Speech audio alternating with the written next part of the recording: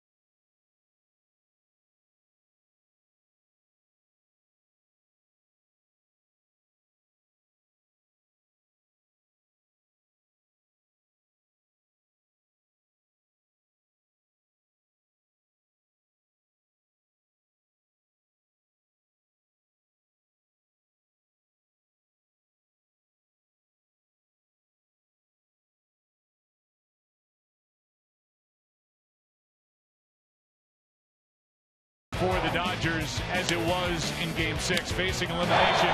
Last year in the NLCS, he gave up 10 hits, 7 earned runs in just 4+ innings pitched. And then, surprising everybody, blowing a 6-1 lead in Game 1 of this divisional series on Friday night in Los Angeles. And so on short rest, after losing 3 consecutive postseason starts to the Cardinals, he'll get the ball tonight. He will be opposed by the young right-hander who turns 24 on Friday, Shelby Miller. First career postseason start for the Cardinal right-hander. Budweiser, the official beer of Major League Baseball. Here's to Budweiser. Here's to baseball. Different look to the lineup. We've already talked about it. Guys, the pregame show did. And the big story is that Yasiel Puig's not in there. Starting lineup brought to you by Taco Bell. Sometimes you got to live Moss. D. Gordon, then Carl Crawford moves up. Adrian Gonzalez at first.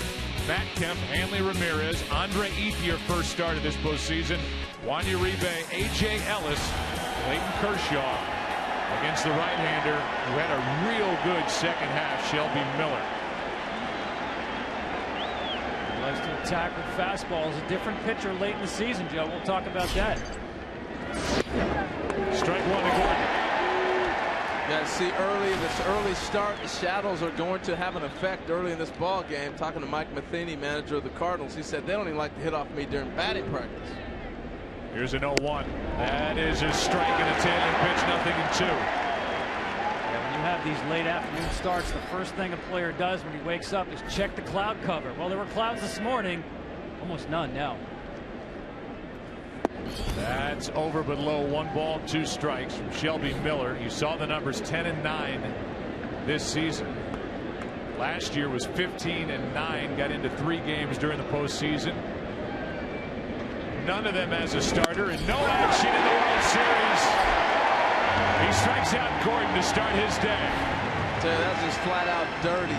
97, 96. This one's 96. Busting in hard. Electric stuff early. Coming out of his hand. You hear that term all the time. You can see it actually jumping out of his hand tonight. Here's Crawford batting in the number 2 spot. Career 3 for 3 against Shelby Miller.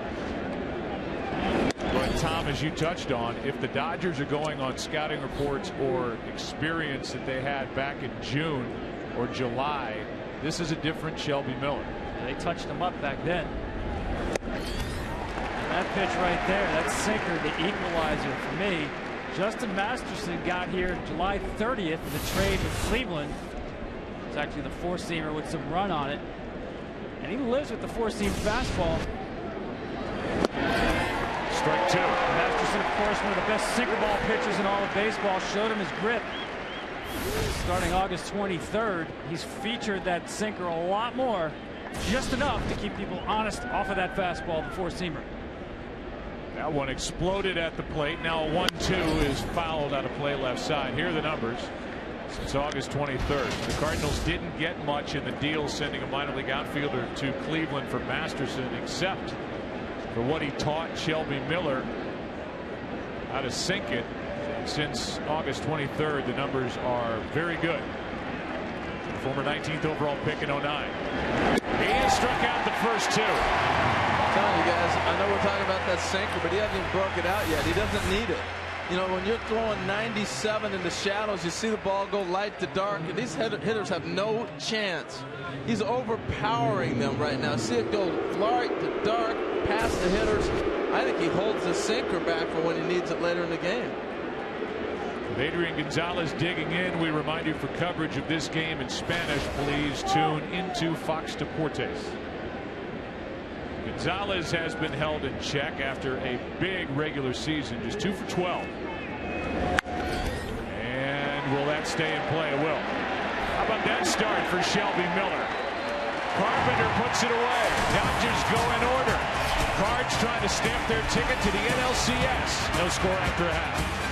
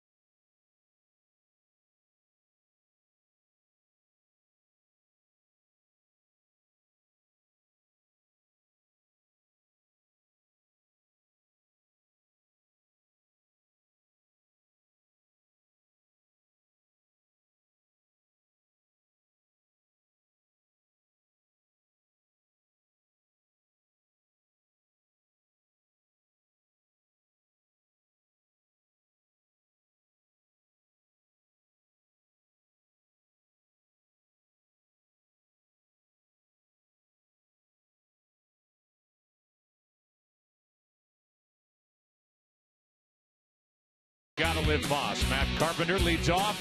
He's at third. Randall Grichuk has started every game. Matt Holliday in left. Johnny Peralta cleans up. He's the shortstop. Matt Adams.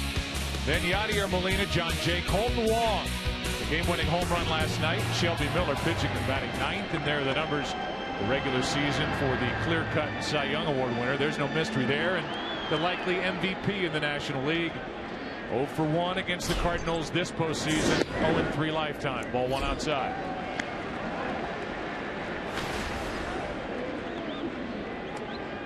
Short rest for Clayton Kershaw, trying to get the series back to LA for a Thursday night game with Greinke on regular rest. Good breaking ball. Strike one.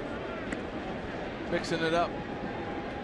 You know Carpenter's sitting there looking fastball 1-0, and he's been jumping fastball. It's a good pitch, good sign for Kershaw to throw that pitch. Give Carpenter something else to think about. Another one drops in. That one with a little more loop to it. The count 1-2. One of the biggest keys in this game for me is that pitch count. Clayton Kershaw pitched on short rest last year in the division series. Don Mattingly pulled him after 91 pitches in a tie game. He probably will not go far beyond that today. So for me, can the Cardinals make him work early in the innings? 2-2. To force his hand to get him out of the game, run up the pitch count early on. Even if you don't score runs, have stressful innings to get that pitch count up. Get into that Dodger bullpen. Before you get to the closer, Jansen, who has been lights out. 2-2. Carpenter strikes out. Got a foul tip. A.J. Ellis hung on. One away. Well, guys, I like to see what do you learn from game one to the next game. You know, we're in the fourth game of this series. Clearly a total different pattern to Mr. Carpenter. We saw back-to-back breaking balls. He hadn't seen that the whole series. He puts them away here with one. He saw 3 off-speed pitches in this sequence facing Kershaw. So this is something to watch. Has he learned something? Has he changed his pattern around? Here's Grichuk. He homered off Kershaw in the first inning in game 1, and then the Dodgers went to work. Scored the next 6. Good zip. 94 on the fastball. Led 6-1, then 6-2 into the top of the 7th. And the Cardinals came up with 8 in the 7th inning and won it 10-9. Down in this one stayed fair down the line. How about his first postseason at bat? They saw a slow curveball, hammered it down on a 1-0 pitch right there, or 0-1 pitch. And now we've seen 3 different types of breaks already. The hard fastball and 2 different speeds on the breaking ball already. Well, I think he's already made a conscious decision to mess up the timing of the Cardinals hitters with more off-speed pitches. That's how he got in trouble in that decisive 7th inning in game 1. He went away from it. 2-1. 2-2. That 7th inning, 28 of his 29 pitches were between 87 and 95 miles an hour. The hitters had to cover just an 8-mile-an-hour window through just one curveball. That's something the catcher A.J. Ellis second-guessed himself about as well. That misses outside and low, full count.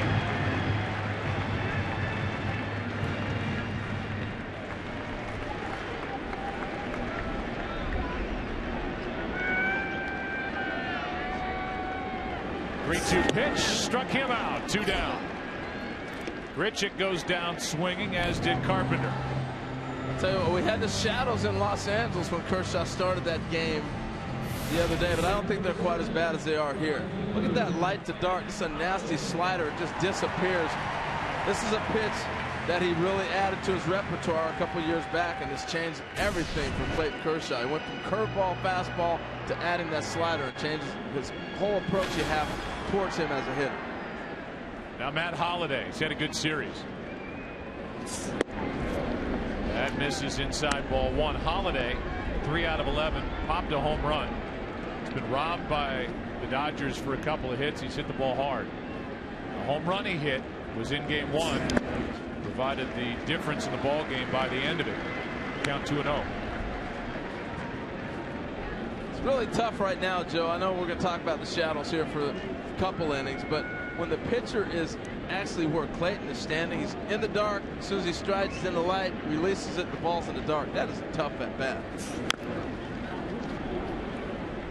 2-1. So as a hitter, what you try to do is basically you're trying to pick out a pitch that hopefully it stays on the same plane. Look at this. You go light to see you later. I think it was a slider. Where'd it go? Oh my goodness. So you hope you get a pitch on the same plane. I get a fastball. I'm looking for it. Hopefully it stays there. Check swing. Went around and from 2-0 to 2-2 in Kershaw. Good strike out the side here in the first inning. That's the slider again. We learned in LA that I always thought it was a cutter. But he actually does not throw a cutter. It has that cutter action, Tom, and that's the slider he throws. 2 out, nobody on at 2-2.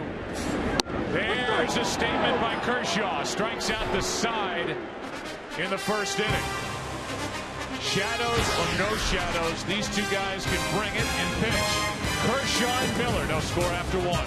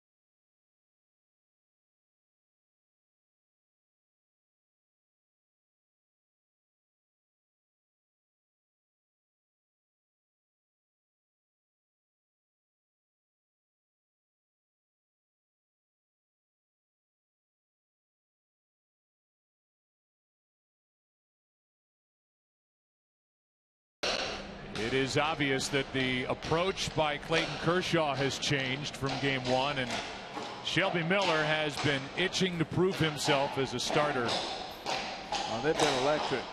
Yeah, we've seen 6 batters. We've witnessed 5 strikeouts. That's Grant's farm. In the South St. Louis area, here in St. Louis, here is Matt Kemp. Matt got a little attention with what he said last night about the strike zone. Then the home plate umpire, Dale Scott, who's the crew chief, who's now out at right. He was hot. I think with good reason. Strike 1. Looking at Shelby Miller here, Joe, it's like an NFL game where the coach scripts the plays going in. This is all power fastballs and in a hurry to deliver them, wasting no time. 1 ball, 1 strike on Kemp. He's got such a great arm. I love his mechanics, his delivery is smooth and easy. You saw Matt Kemp going up hacking early. He's just coming after guys. Here it is. I'm challenging. That's hard hit. Knocked down by Peralta, no chance. And a base hit for Kemp to start this second. That's a little one-hop bullet on the backhand. If he's able to come up with it, you're going to get Matt Kemp. But once he knocked it down, there was no chance. That ball smoked, though, huh? It's a good sign for the Dodgers. This year in 85 wins, Kemp hit .344 with 23 of his 25 home runs during the regular season. And in losses hit .215. So he's kind of been the middleman in this lineup. Adrian Gonzalez had the big year in front of him. Hanley Ramirez, when healthy, had a big year behind him. So it's important for the Dodgers to get Kemp on base as they face elimination here in a late afternoon game. Ramirez 6 for 11. Takes a strike. 93 from Miller. Well, last night we watched Lackey pound fastball away to the right-handers of the Dodgers. Now we're seeing Miller coming inside a little bit more. So there's an adjustment already there, too. I love the cat and mouse. I mean, you got to be able to make adjustments. But, boy, was John Lackey on last night? Wow. He got the win. 7 strong. One on. And almost hit Hanley Ramirez with ball 1. It needs to be said, Shelby Miller has a really good curveball. And undefeated in September, he threw that pitch a lot more than he did in the first half of the season. Hasn't even shown it. Well, he might be trying to go to that sinker you've been talking about, get that ground ball right here, and maybe get a double play. Well, that's one thing that's really kept his pitch count down. Quick outs with the sinker. Here's a 1-1. In for a strike, strike 2.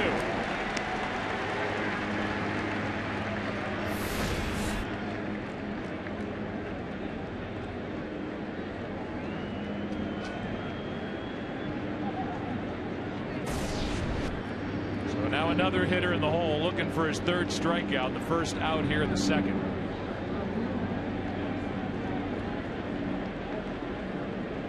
Ramirez very good on the road since the All-Star break, hitting over 400. Facing Shelby Miller and taking ball 2 up and in. Tell you what, that brushback pitch that got away in set up the strike away. Hanley didn't even begin to think about swinging at that pitch. And right there, they came back in again. So we've got him in a little bit of a rocking chair. He had it figured out yesterday with they're going to pitch me away, I'm going to look away, and we saw the base hit. Right here, here's a ball. Starts to tail back in. He's looking outside. You can tell by the way he's diving with his stride. A good time to throw that sinker. Chop to 3rd. Can they turn 2? Carpenter starts it long in the middle. 2 out.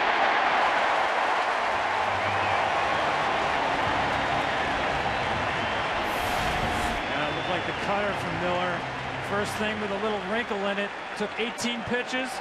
Perfect result. It's a nice turn. Watch how Wong hangs in there. You know Matt Kemp's coming at you. Catch it, get rid of it, get up in the air.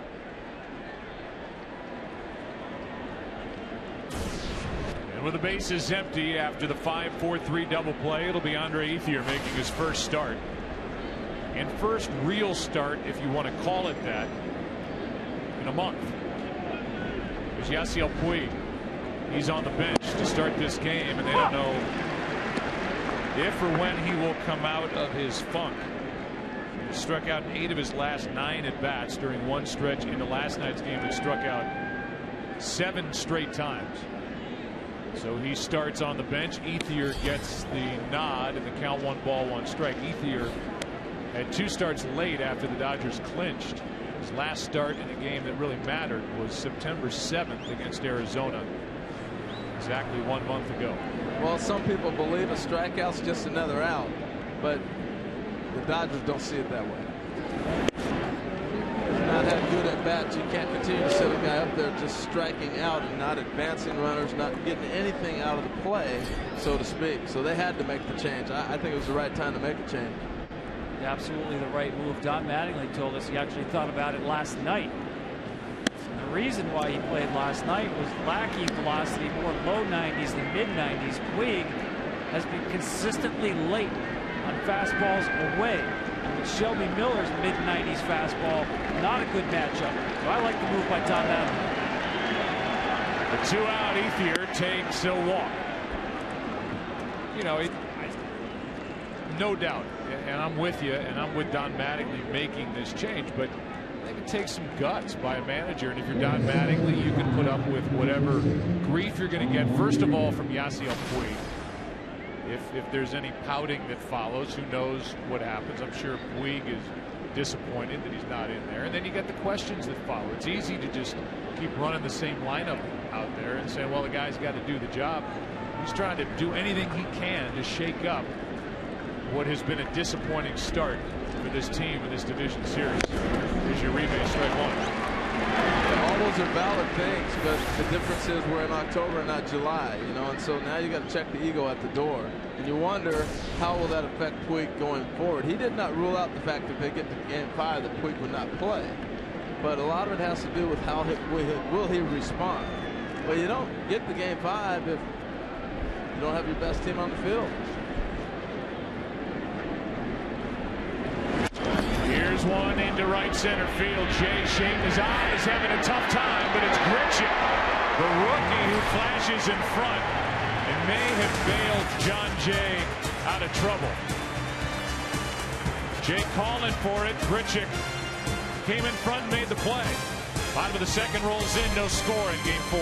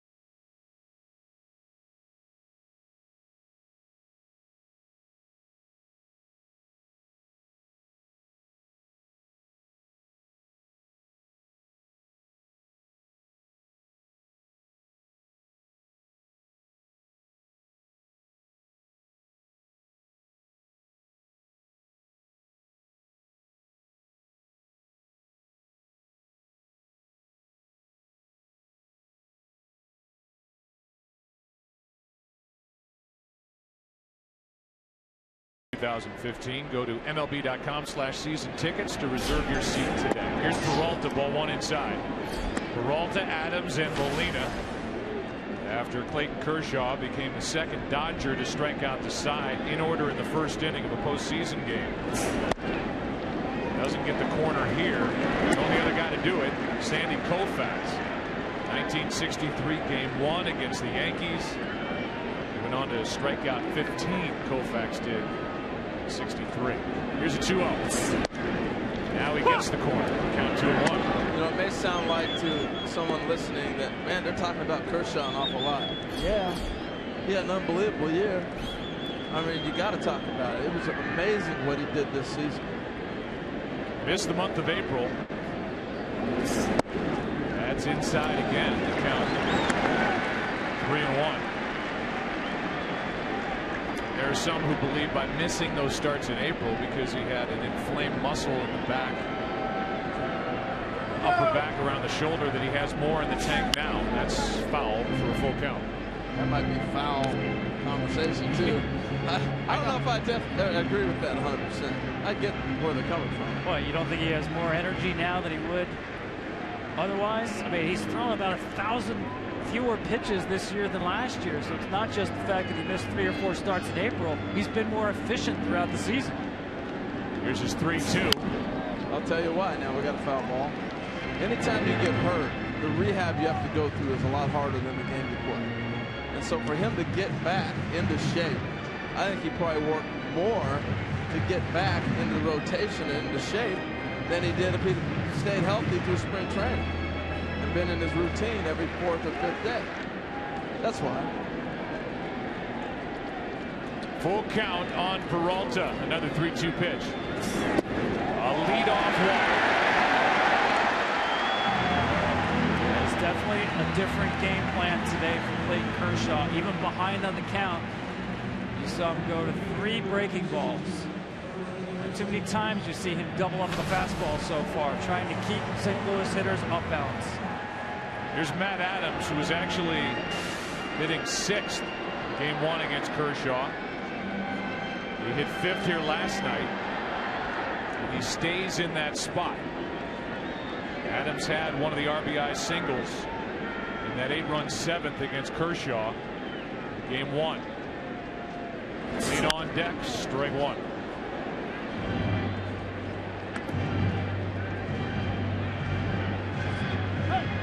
He was on such a great roll the first game, he being Kershaw. But Tom, he didn't get to the stretch till when? 6th or 7th? 7th inning. 6 innings to begin the game, all out of the windup.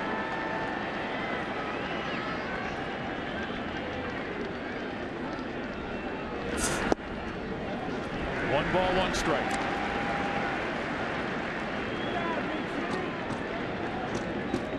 They're the numbers from game 1. Pitches 1 through 79. 80 plus. Scoring started with a 6th inning home run by Matt Carpenter. Breaking ball stays inside, 2-1. You know, it's interesting too. We've been talking about all the shifts and how they're playing, guys. Look at how they're playing Matt Adams here.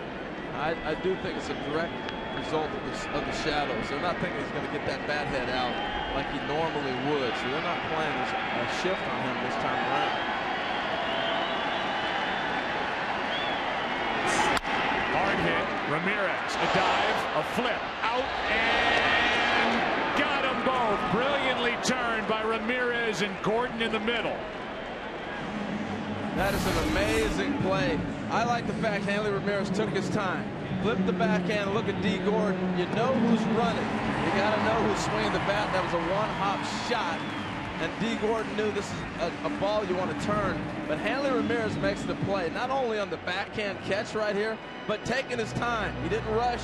How often do we see a guy drop that ball or bobble it? He knew who hit the ball and who was running. That's a beautiful play. Great play on so many levels. The dive and then really a long flip from that position. The backhand flip from a real long distance. Molina takes a strike.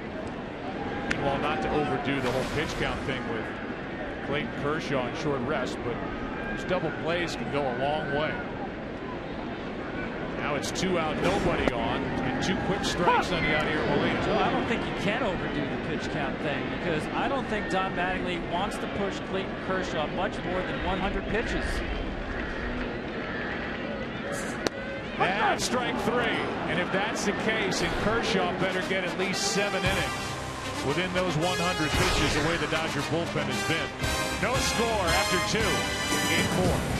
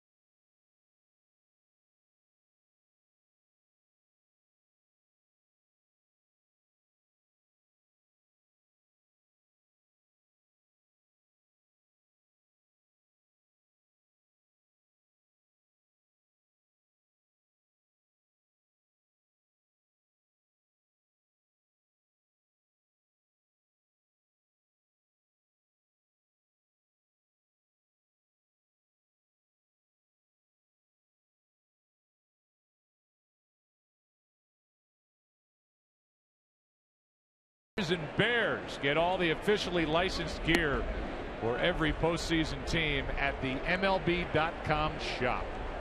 All these always October sweatshirts, they're there.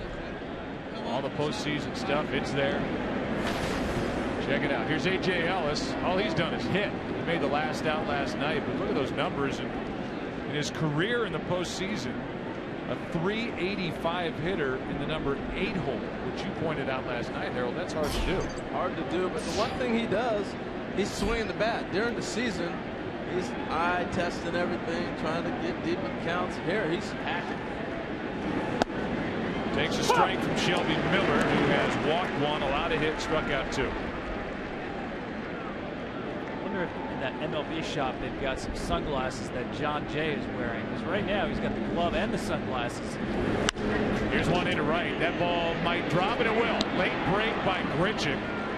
And it is obvious that these outfielders aren't seeing the ball that well either as they fight the glare. Here comes Kershaw, who had 2 sacrifice bunts and a walk in game 1. MVP credentials.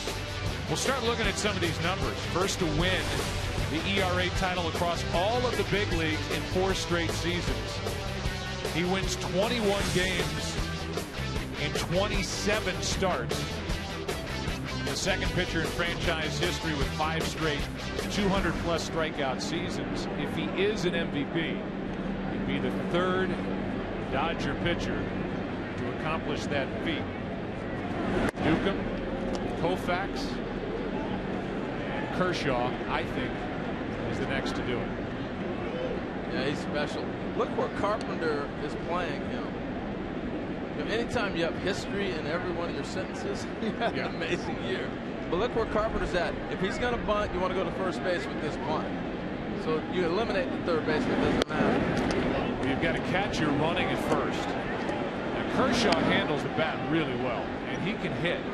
At 11 hits, he's got a big league home run. 11 hits during the regular season. It's not a.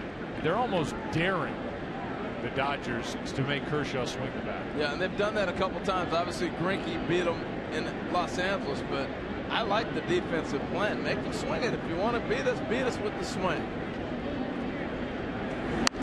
Bunt. And a bobble that costs the out at second and almost the out at first.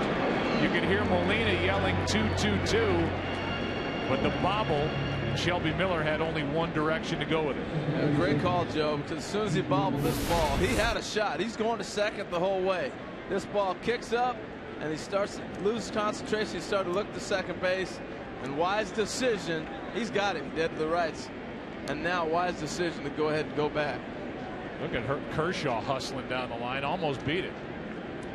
Just hurrying a little bit too much here. I think you're right, Harold. He did have the out in order at second base. He fielded cleanly. Now Dee Gordon, who hit .295 with runners in scoring position, he has throughout the year. Mentioned it last night. That includes the postseason. Took a strike. Steady diet of breaking balls, Dee Gordon, in hitters situations where he's got runners in scoring position, I should say. They've done a heck of a job of keeping him off balance with hooks. Ellis at second. Gordon slaps at it, fouls it, strike 2. I'm telling you, it's a nightmare in the outfield right now.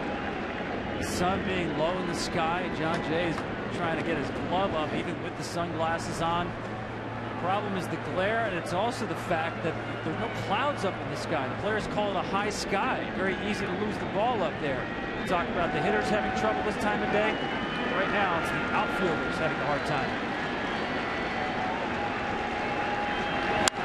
Gordon into the gap in left center, slicing to Holiday for out number 2.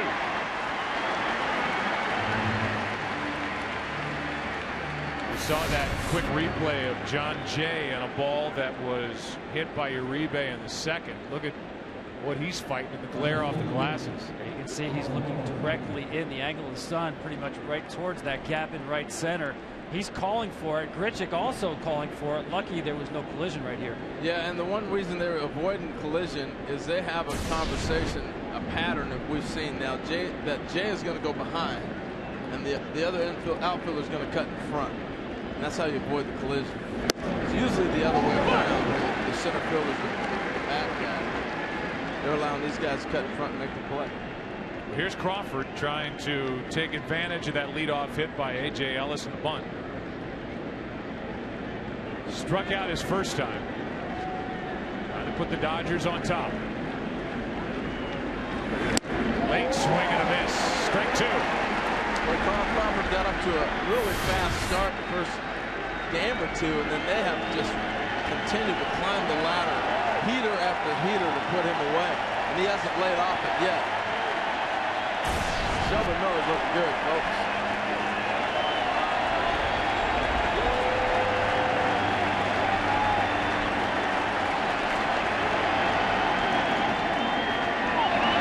Strikeout number 3.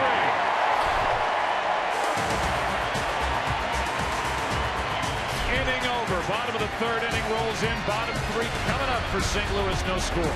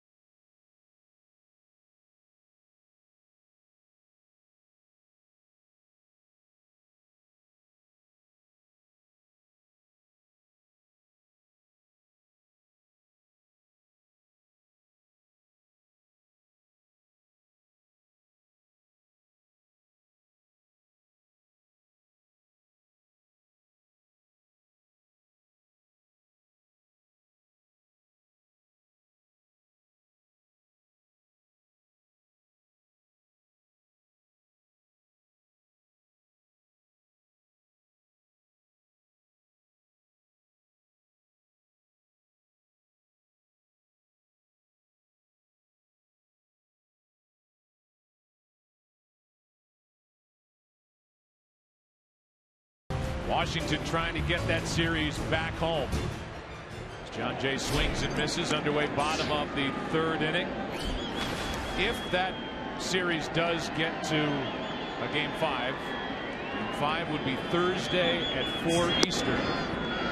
There's a strike, 0-2, followed by game 5 between these two teams in LA should the Dodgers win today. Coverage of the NLDS continues next and Thursday here on Fox Sports 1, streaming live on Fox Sports Go. 1-2 on John Jay. 2 out of 12 lifetime against Kershaw. Had a hit against him in game 1. He is 0 for 1 today. It's the first time he's pulled the ball probably in about 2 games. You know, they got him on a breaking ball out over the plate. The adjustment, Tom, we've been talking about what Kershaw's done clearly. Using the breaking ball more and using both sides of the plate. Yeah, especially in on Jay. The book on him is that's where you have to go. Nice job in that sequence by Kershaw. Now Colton Wong gets a nice hand, and why not? Last night he took Scott Elbert deep with a man on for a 2-run shot to break a 1-1 tie, and that was it. Game ended 3-1. From a homer to a bunt attempt on a 94-mile-per-hour pitch, strike one. Yeah, he's trying to pull that bunt to the first base side. You got the second baseman and first baseman back. What you want to do is get a ball that's up and try to pull it hard. That's what he was doing. He just fouled it back. That's why it went back behind us, as opposed to maybe going down the third baseline towards a rebound. Good breaking ball. Tom, that look is good here today so far from Kershaw. Early and often with the breaking ball. Departure from game number 1. That's dirty right there. 0-2. Slapped out, fouled away. Shelby Miller, you saw him on deck.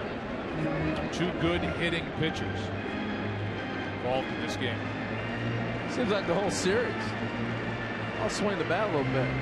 I know Lance Lynn's numbers aren't there, so we have to discount that a little bit. I understand. Everybody else swing it. 0-2. Nice play, Kershaw. What an athlete he is. 2 out. And all that's standing between Kershaw and facing the minimum through 3 is Shelby Miller. Nice play, falling off, good balance.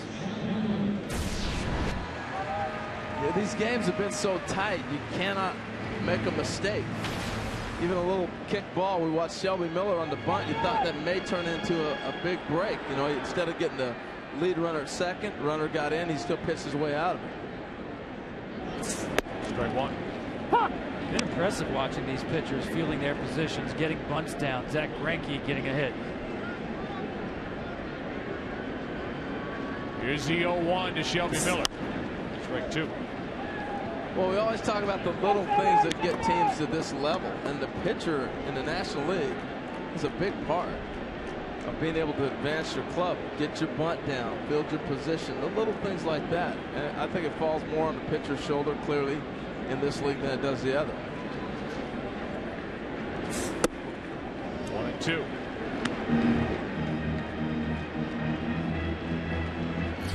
Dodgers in the 4th inning will have some big bats coming up. Taking ball had everybody frozen, dropped low, ball 2. You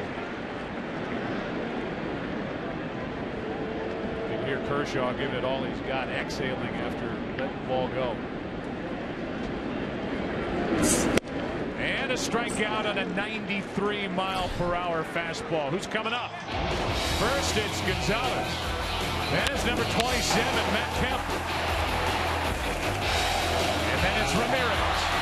3, 4, and 5. The 4th. No score.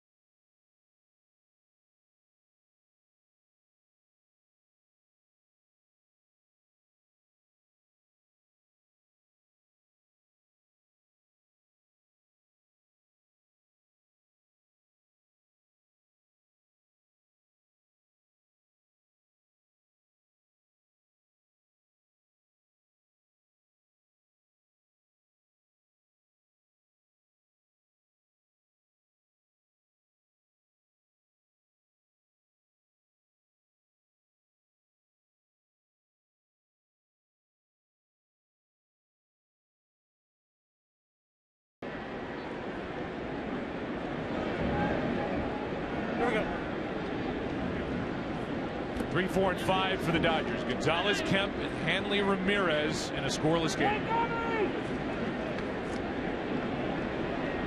Dodgers want to go home to play baseball. The Cardinals want it to end here today. Ball one outside.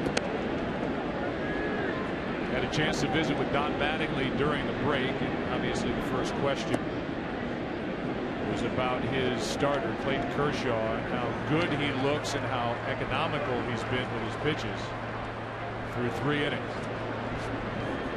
Hear that interview in a moment. Here's a 1-0. Hard hit, but right at Wong. As time. As he out. The in-game interview brought to you by DirecTV moments ago. We spoke to Don, and here's his answer about his starter, Kershaw. Yeah, you can tell he's on the attack, and you know, you wouldn't know he's on short rest. His stuff looks good. He's sharp. He looks ready to go. We'll just see how it goes. Yeah, and when you're in the dugout and you're getting a look at that curveball, as filthy as it is tonight, you know your guy's on.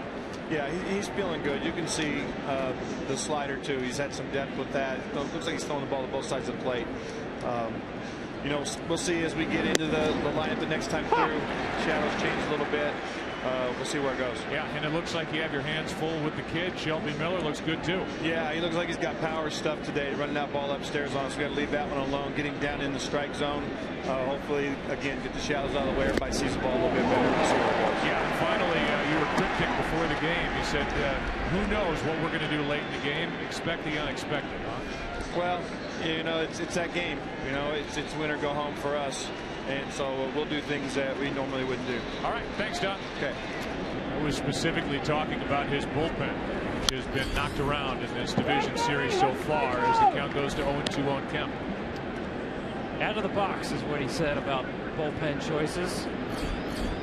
And that may involve Denny Herron. It's interesting. Yesterday, he basically ruled out Denny Herron from the 6th inning on, basically the protection against Ryu. Chopper to third. Carpenter a true hop. 2 out. Perhaps Herron is a later inning option today. He's out there. The last time he came in with runners on base, he was a St. Louis Cardinal back in 2005, a long time ago. Well, that's just like last night. It's going to come down to the bullpen.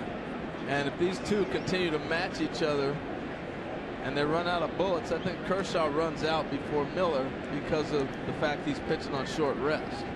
And that's not good for the Dodgers if it continues to be this score. And you say you get to the 7th or so, you start having to make a bullpen game out of it. Talked to Mike Matheny here during the break. Meanwhile, for Don Mattingly, he told us he will extend his closer, Jansen. And you can see in the right circumstance, Jansen going 2. Oh, yeah, no doubt. It's 1-0. That's into right. Grichuk to his left. It is a quiet top of the 4th inning against the heart of the order for the Dodgers. Good start, Shelby Miller. Kershaw back to work. No score.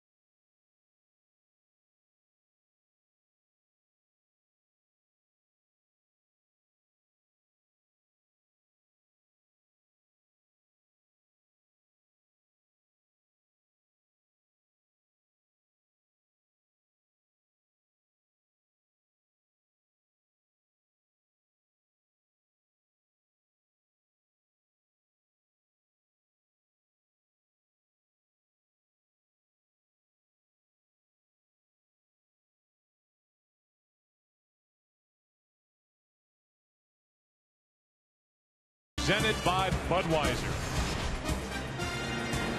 Top of the order for the Cardinals as Kershaw has faced the minimum. Got around a leadoff walk in the second with a double play ball. Carpenter takes a ball high. Kershaw has now thrown 44 pitches. Going through this lineup for the second time now, starting with Carpenter. He's thrown 22 breaking balls, a slider or the curve.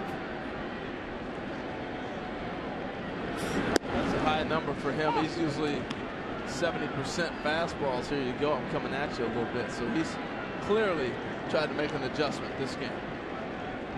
43 pitches coming into the fourth inning. This afternoon had 39 fewer pitches going into the fourth inning, game one. But he was just mowing them down. He has thrown more pitches here in game four. 1 ball, 2 strikes.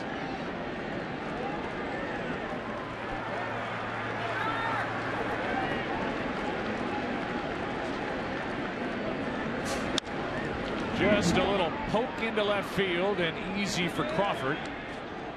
1 away. Time for our in-game interview brought to you by DirecTV. We talked to Mike Matheny, manager of the St. Louis Cardinals, and the first question about his young starter, Shelby Miller, who's not fazed by this start at all.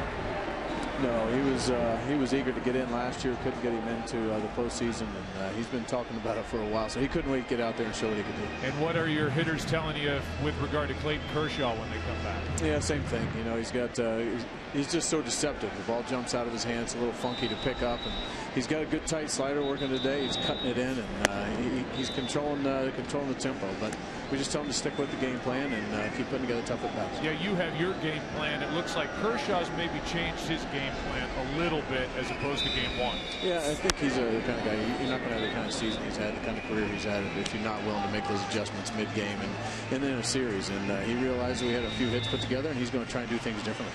Mike, thanks. All right, guys. Cardinals are looking for their 4th straight National League Championship Series. Matheny, his 3rd in 3 years as the Cardinal manager, as the count goes to 1-2 on Grichuk. I think those last 2 pitches, Joe, fastballs where Grichuk was really late, tells you how effective the off-speed pitches have been. He's really disrupted their timing. Randall struck out his first time. Kershaw struck out the side. Ellis can't pull it back in. 2-2.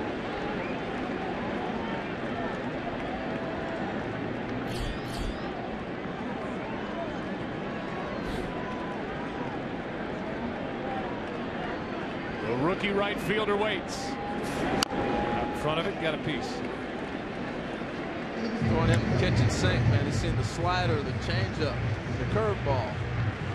Really has not seen the changeup. I jumped ahead of myself, Joe, because I'm thinking he may come back with that, but he's throwing everything at him. The hard fastball, cutter, the slider in, the curveball. Comes another slider. On 2-2. Hard hit base hit, and the first base hit of the game for St. Louis belongs to Grichuk.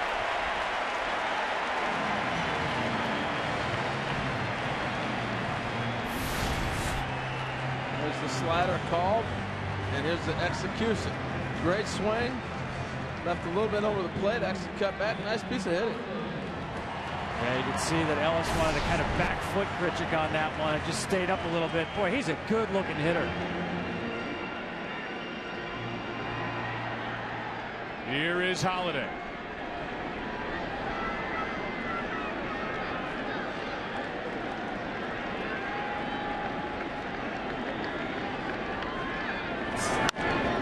Late with that swing, strike one. Matt Holliday has reached base more against Clayton Kershaw than any other active player in the big leagues. 22 times. He's got 11 hits. He's been walked 10 times by Kershaw. Clayton hit him once. Getting on that much against me, I'm going to hit you. 1 on, 1 out. Holliday's got a home run in this division series. Way out in front, fooled by that pitch. Strike 2.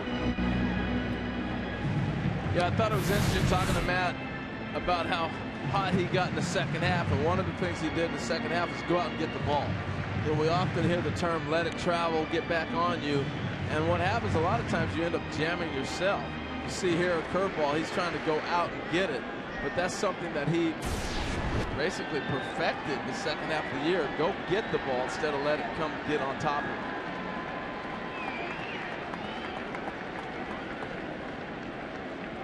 Oh, 2. Ball 1.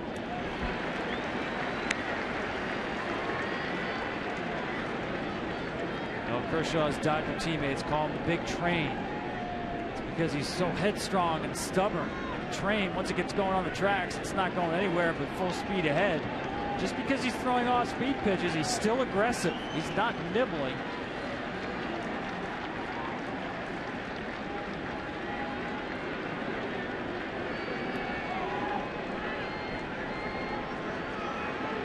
Was pitching from the stretch. They really interrupted the work of Kershaw in game 1. Working from the stretch here, the 1-2. That bounces in. Good base running by Grichuk. He was ready to go, and he's at second on the wild pitch. Yeah, he got this on the secondary lead and being able to bounce off. We talked about how Yadi Molina keeps those runners close a lot of times because he throws down so much. This ball's about a 50-footer, and that's what a catcher's going to do. As a base runner, as soon as you see that ball hit the dirt, watch Grichuk. He's off and running. Once it bounces, now he's got to come up, catch it clean, make a perfect throw to get you. You get this on the secondary lead. As soon as you saw the ball bounce, he's off and running. You're going to make it most times if you read it and run like that.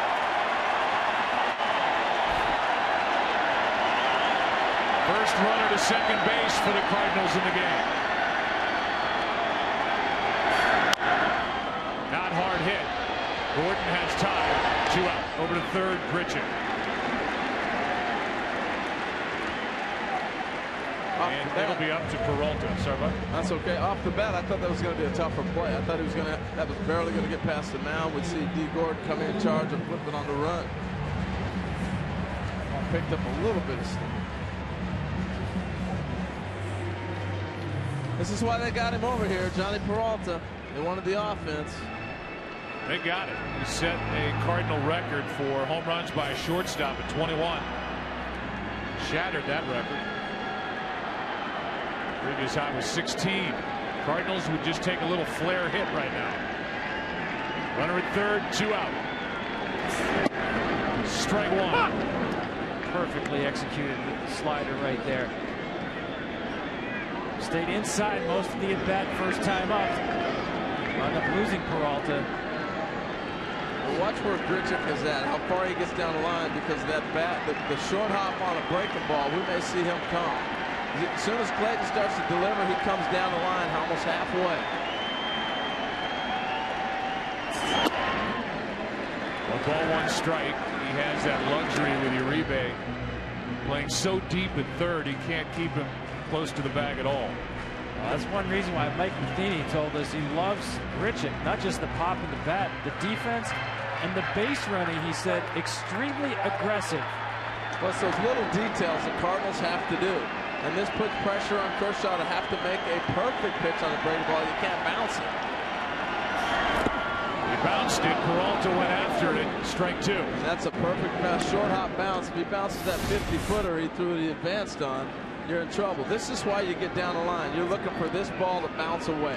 Watch how far he gets down the line on the delivery. You're looking for that ball to bounce and kick away. That is textbook secondary lead right there. We saw it with John Day last night. See it today with Grichuk.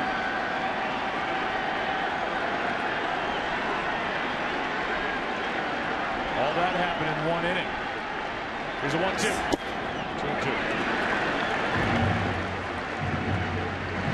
2-2. Peralta was hitting under 200 at the end of April.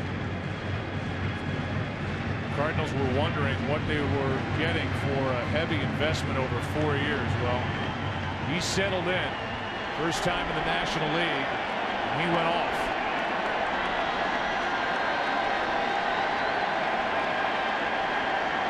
No RBIs in this series. Through this at bat, and a strikeout for Clayton Kershaw, number 6. up zeros and matching Shelby Miller. Good curveball from number 22. No score after 4.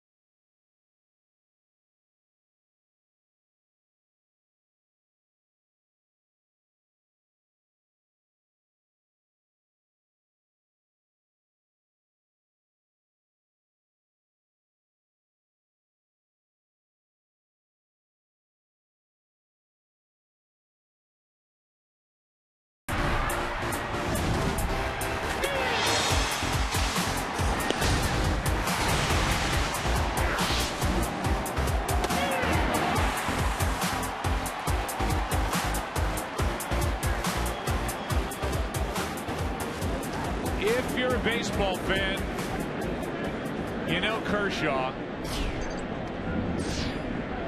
If you are a casual baseball fan, you may not know Shelby Miller, but you're learning just how good he is. He's got great stuff. High 90s at the beginning of the game, about 93, 94 now. Misses to Ethier, who walked his first time up. And he broke out the sinker right there. Now the shadows are going away. You saw him pitch effectively high. Carl Crawford, different guys right there, first pitch sinker.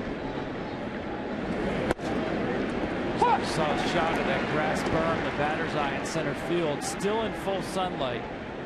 I believe until that gets dark, you will not have truly optimum hitting condition with a bright background right now. 1-1 to Ethier. Up and away, 2 balls and a strike. And Ethier, despite getting this rare start, has been very patient at the plate. Yeah, Tom, you're right. I mean, you're not going to get perfect, but it's a lot better when the pitcher's in the same contrast that you're in. He's in the dark, you're in the dark. So not contrasting with you, I should say. A little bit of a late swing by Ethier, the count 2-2.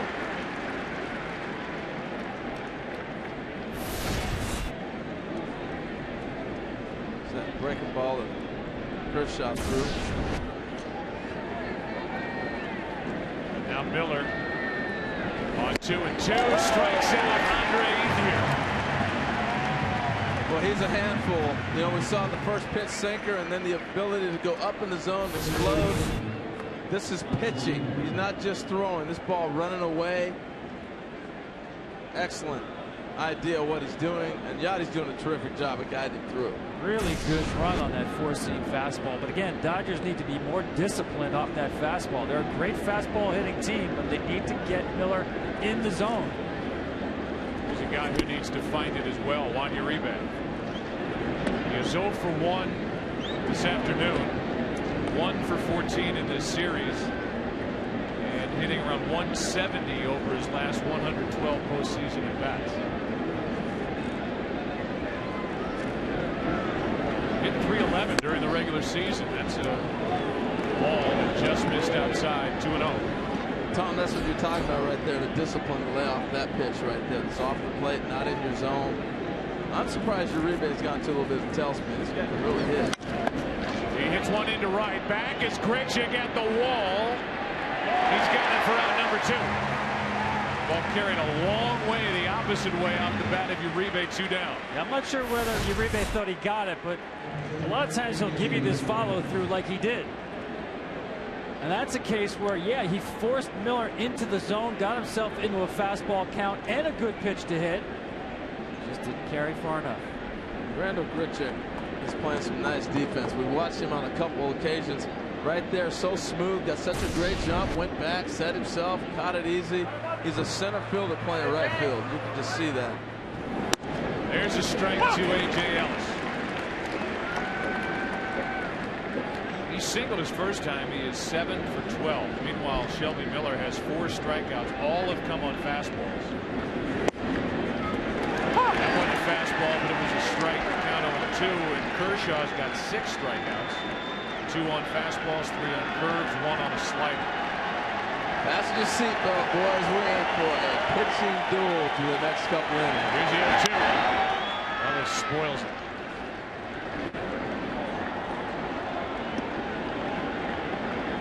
Once again, A.J. Ellis trying any way he can to get on base. 2 outs, nobody on. Clear the pitcher's spot. So the next inning, you have Dean Gordon leading off rather than Clayton Kershaw.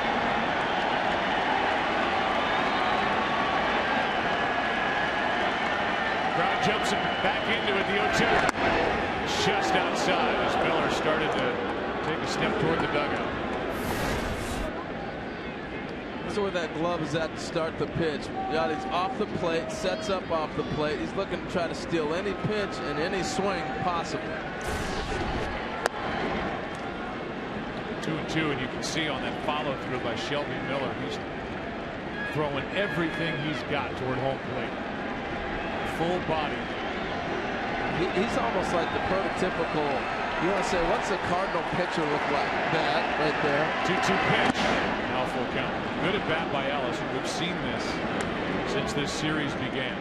A lot of respect for a very good fastball hitter.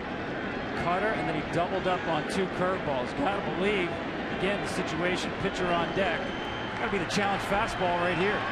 I think he's going to continue to just nibble. And you're not afraid to have Kershaw go get him. You don't want Ellis to hurt you. 3-2. He walked him. Basically, that was an unintentional, intentional walk. He got ahead of him and said, you chase the breaking ball off the plate, you chase the fastball away, no problem. We'll get out of this inning right here with Kershaw. Kershaw can get you. Yeah. He can foil that kind of thinking. That's what Shelby Miller was going for. Kershaw's got 3 sacrifices in this series and a walk. 1 career home run.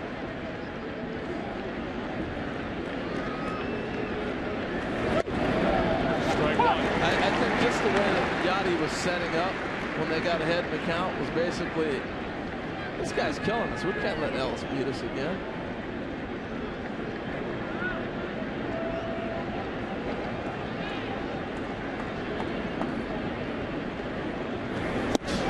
Swing by Kershaw, strike 2.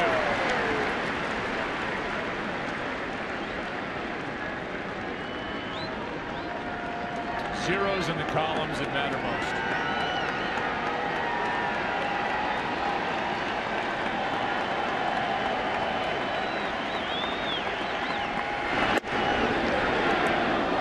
Up and away for ball 1.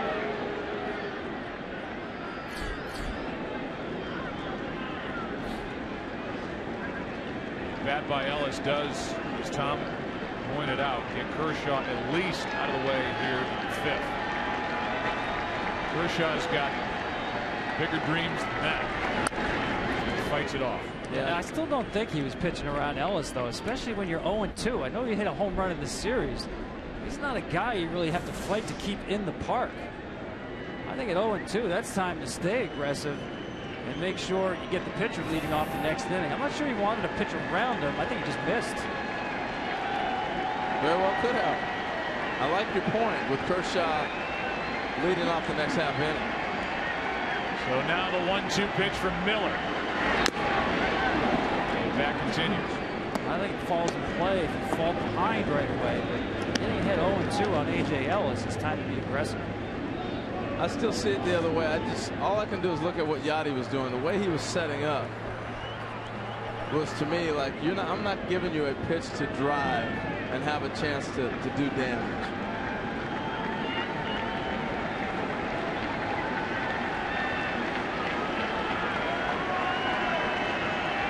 Another 1-2. A line drive, base hit left field. Kershaw gets the hit and sets up D. Gordon with 2 on, 2 out. Heck of a piece of hitting right there by Mr. Kershaw. I mean, the stuff that he does, whether it's we saw him sprint down the line on the bunt earlier in the game, or busted over to the bag and a ball hit to the right side, or not give away at bats. Build his position on a bullet back at him. He does everything. And sometimes you say, well, the pitcher's not the greatest athlete. They can't run. They can't do. This guy's an athlete, and he's given the Dodgers everything he's got so far. I'm telling you, that was so impressive. 2 strikes. Just get your foot down and quick to the baseball. Now D. Gordon, another RBI chance for the Dodger leadoff hitter. And he doesn't do anything with it. Peralta gets the force. Dodgers at stranded 4. Bottom of the 5th inning rolls in with Adams, Molina, Jay coming up. No score.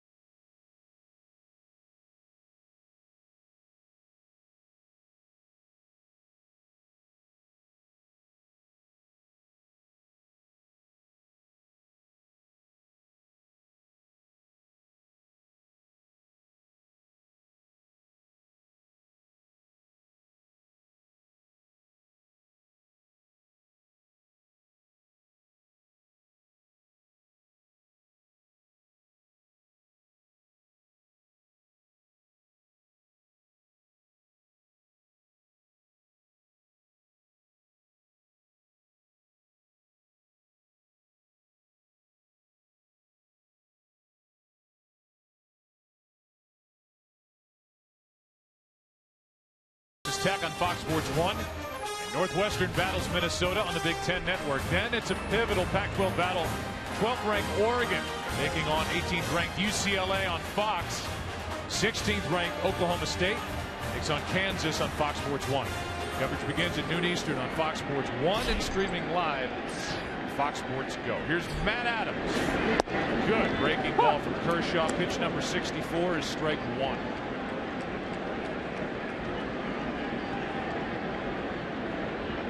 Adams bounced into a double play his first time. Well turned by Ramirez and Gordon. It drives him off the plate, ball one. You know, that's his 65th pitch, and this year he led all major leagues with fewest pitches per inning, 13.7 pitches per inning. Little off balance on that fly ball into center, and Adams is 0 for 2. So if you start thinking about that, through 9 would be 123-ish, somewhere in that neighborhood. You know, it was interesting last year when he did pitch on short rest in the division series. Don Mattingly didn't even check with him to see how he was feeling. When he got to 91, took him out of the game. He asked A.J. Ellis, how's his stuff? A.J. said it was fine. He just made the determination that Kershaw was done to protect him more than anything. There's Molina, ball one. Think about the mentality of a competitor like Clayton Kershaw. You have at least an MVP type season to win the Cy Young. 21-3, absolutely dominant. You start mentioning your name in the same sentence with Koufax, and you come out in game 1 of the division series against the team that beat you twice last year in the NLCS, and you blow a 6-1 lead. It's going to be tough to get Clayton Kershaw out of this ball game if you're Don Mattingly. Here's Uribe. Has time for 2 out. And if you're Clayton Kershaw, you do a lot of politicking in the dugout. I don't care what your pitch count is. As long as you're feeling good, you have to say, I'm not giving up the ball. I look at it totally different. There is no politicking at all. I gave you $215 million for this moment. You stay out there, big boy. Is there a debate? I know it's a long-term contract, but you don't get to game 5 with the way the bullpen has been pitching unless it goes to Jensen. It's the only time you take him out if you're still in the game like this. Here's John Jay. Ken Rosenthal is by the dugout. John Jay takes the ball high. Give us more, Kenny. Well, Joe, Clayton Kershaw, of course, the pitch count is something that we're watching today. But as Don Mattingly reminded us before the game, and Rick Honeycutt too, it's stress that matters. Are these innings stressful or are they less stressful? So far, not a lot of stress. Yeah, we got the double play ball in the second. He's only seen one runner get into scoring position. His last inning. Runner at second, 1 out. Runner at third, 2 out. Got out of it with a strikeout. Well, that's why for me at this point in the game, that double play is the biggest play in the game. If Ramirez doesn't make that stop and turn to start the double play, it's first and second, nobody out, and then you have your stressful inning. In a spot for strikeout number 7 is Clayton Kershaw. No, you're absolutely right, Tom. That play was huge. It was a bullet off the bat of Adams. And played brilliantly by Hanley. The 2 out. And just missed. The full count.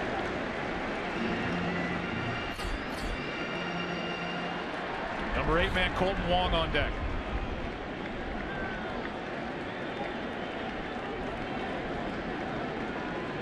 Does that look stress-free? I think he's stressed about that no strike call on 2-2. And a walk follows.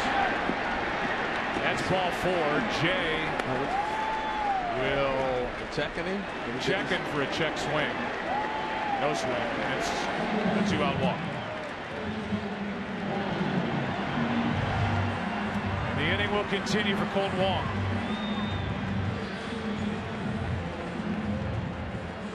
It's an interesting play. Watch John Jay. And he doesn't know, so he takes off. Are you going to call it a check swing or not? And right here, he sees the catcher and the umpire, and he starts sprinting. So if they were going to call it a strike, he was going to make sure he was at first base, even if he was awarded the base on a walk.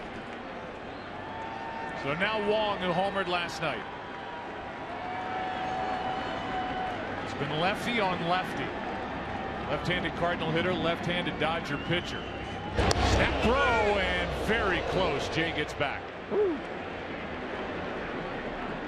It's another thing in his arsenal right there. That was a nice snap throw. You wonder if they're delaying. Yep, they are delaying. I think they might have gotten him. And Adrian Gonzalez is asking Mattingly to come out. Tim Wallach, I'm sure, on the phone with the replay guys in the clubhouse. It's going to be a tough one, boys. He's got him at the waist. Yeah, I think they got him. But it's going to be tough because you see the glove continue on. They're not going to change it. Adrian Gonzalez was asking them to, and they don't. If nothing else, it just adds a few more pitches for Kershaw. Strike one. Along with giving Wong a chance to swing the bat. That was worth a look, wasn't it? I thought it was worth a look, especially at this point in the game. Maybe first inning, you want to keep that challenge in your pocket. If you lose the challenge, you're done through 6. After that, you ask the umpires. Here in the 5th inning, might have been a good time to use it. Yeah, for those that are just jumping into baseball really heavily right now, you get one challenge through 6 innings. If you get it right, then you get to keep it. If it's wrong, then you lose it. And after the 6th inning, it becomes in the umpire's hands. Wong waits. Late break back to the bag. The reason he's trying so close here, you got Wong to lead off the next half inning. If John Jay gets thrown out, now you have Wong leading off with the pitcher on the on-deck circle. That's why they're anticipating him maybe still in the bag or running in this situation.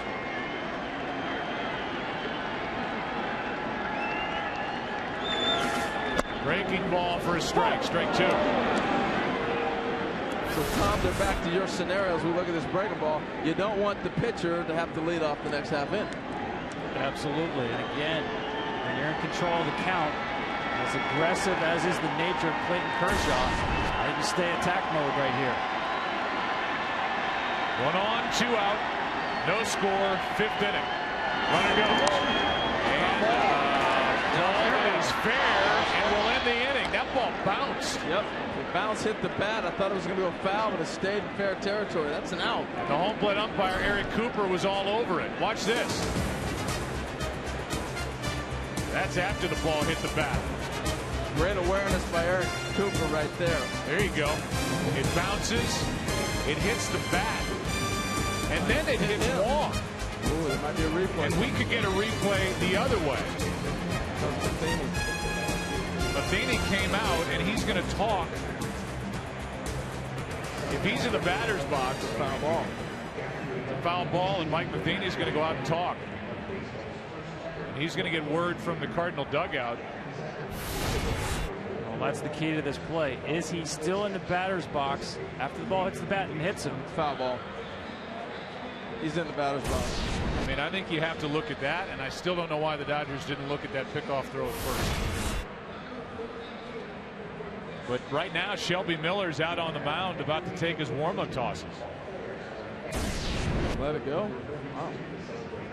Okay. So with that, we'll go to break. No score after 5 in Game 4.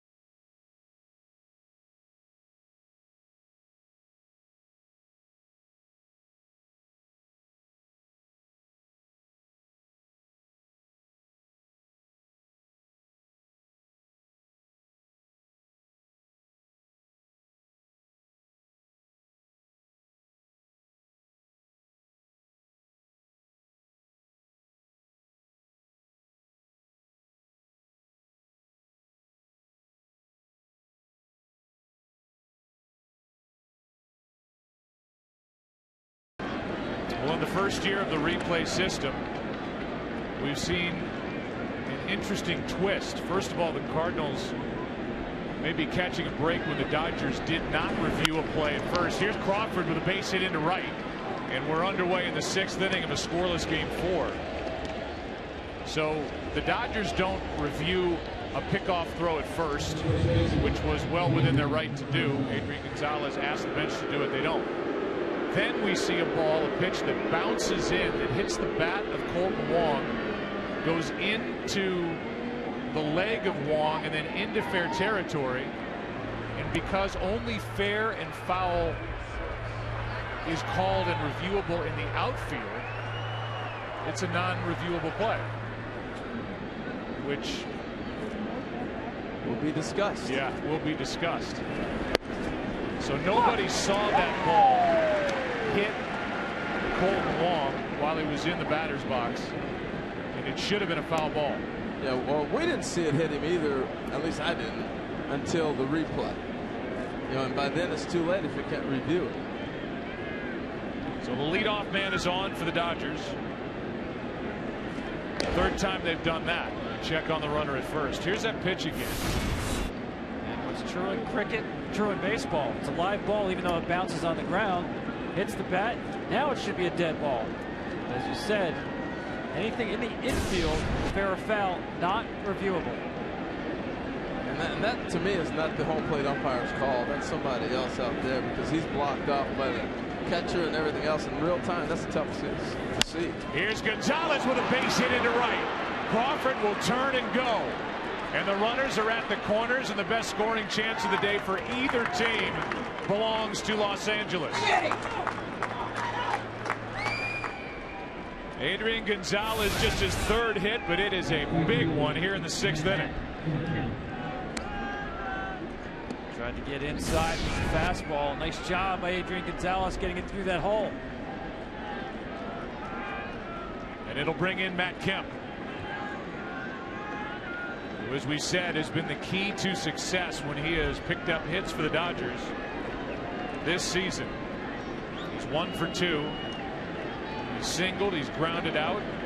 He could put the Dodgers on top. Yeah, the Cardinals have done a great job of keeping them out of crooked numbers. You know, they've shut the Dodgers down. They haven't had a big explosion in a couple of games. This is their best opportunity. Dodgers 1 for their last 19 with runners in scoring position in this series. Strike 1. As Seth Maness gets loose for the Cardinals in their bullpen. Again, you see the anxiety in the Dodgers hitters. 1st and 3rd situation. Kemp wants to drive something to the outfield. Chases the fastball out of the strike zone.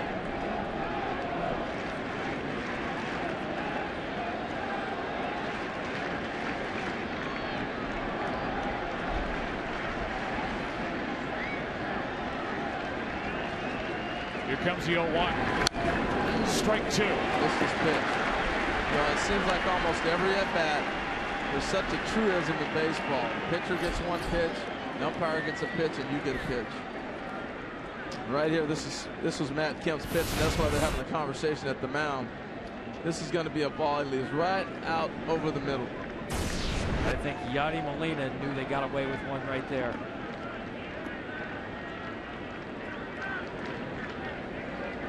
Molina trying to guide the 23-year-old right-hander through his first patch of trouble here in the 6th inning.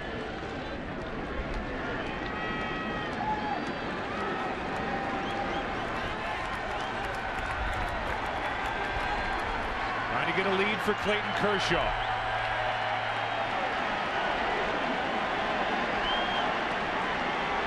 Kemp, by the way, tied for 9th in the National League with his 89 RBIs. He's got 2 RBIs in this series, one of which came on the game-winning home run in Game 2 in LA on Saturday. Miller's got him set up.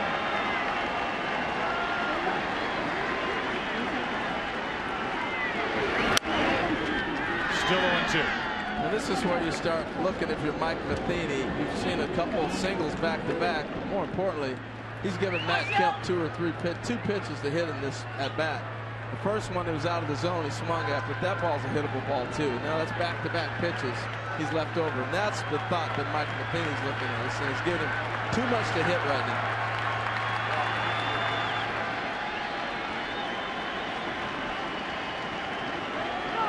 Time called by Molina. Saw him go away from the fastball to the breaking ball.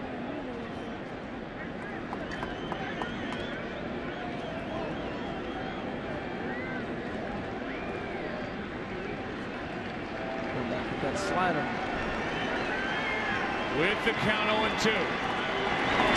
Reaching for it. A run will score. Out at second and get them both.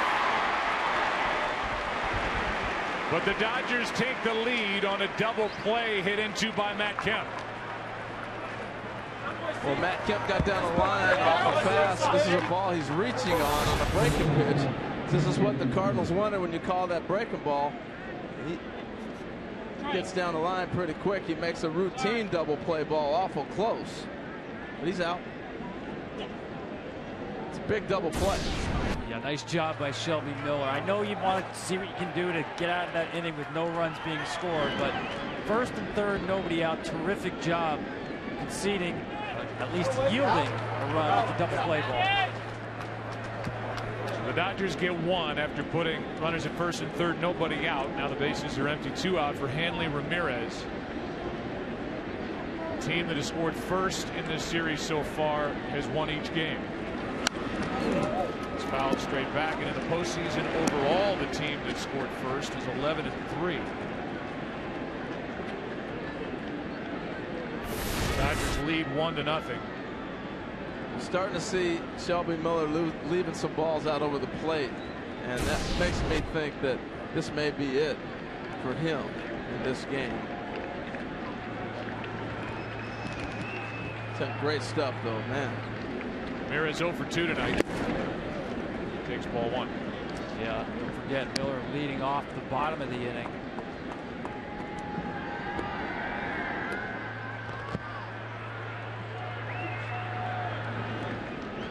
Manus ready to go if they need him, but that double play ball changed the complexion of this 6th inning entirely, and now Ramirez is grazed by the pitch. There's Hanley Ramirez right in the middle of it again with 2 out, nobody on. Again, common sense would tell you he's not trying to hit him. Maybe drive him off the plate, and that ran in and caught his jersey. Yeah, I think the important thing is here, look at Molina's glove and watch how far it has to travel. Harold, you talked about missing in the zone. He's begun to miss location by a lot in this inning. Really the first time all game.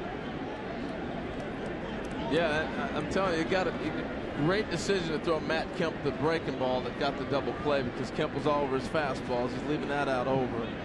And Hanley had a good swing at the first pitch he saw. Well, now it's Ethier, who is 0 for 1 with a walk. His one was a strikeout in the 5th inning, and back to first is a guy with one of the 2 steals in this series so far. Hanley Ramirez. D. Gordon has the other. The Cardinals do not have a stolen base. I think if you're the Dodgers right here, you got to sit Hanley on first base and let Ethier have a chance to drive a ball. Andre's got 3 career postseason home runs. Miller is bothered by Hanley Ramirez, as is the Cardinal bench. Ramirez during the regular season stole 14. He's got 1 this postseason.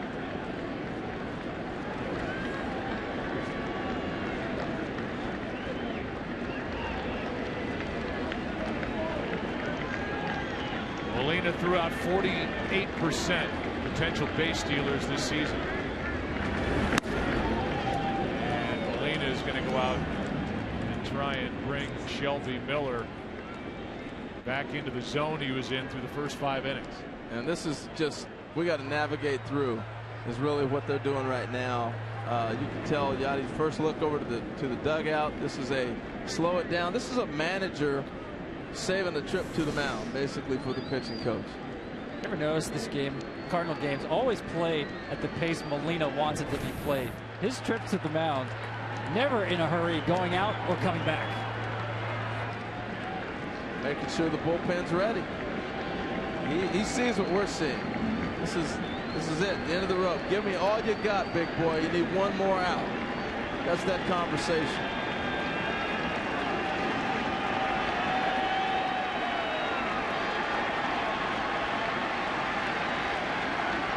Here's a 1-0 outside. At this point, maybe moot by now, beating a dead horse. But on that Colton Wong swing of the ball that bounced in, I mean, I get it, fair or foul, but that's not really in that category to me. That's a ball that hit a bat that hit a batter while he's in the batter's box. Yeah. It's not a ball down the line on each side. Yeah, it's not that gray of an area. That one's debatable to me. Here's a 2-0 outside. And now Shelby Miller is losing it fast and may find himself out of this game here if he can't get Ethier. Yeah, I gotta believe this is his last hitter. Either way, he comes back to get Ethier or loses him. Once again, throughout this sequence, missing the target by more than he had in the previous 5 innings. On deck is Uribe. Is Ethier swinging? 3-1.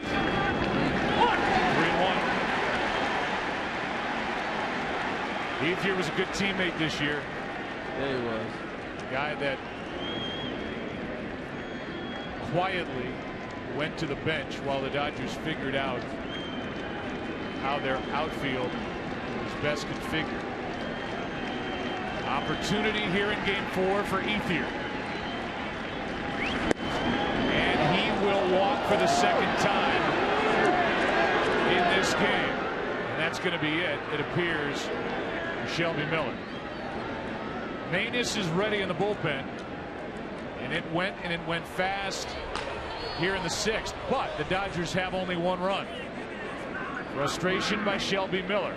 He'll leave with 2 on and 2 out, and Juan Uribe coming up. Nice hand for the 23-year-old Miller, who made his first career postseason start here today.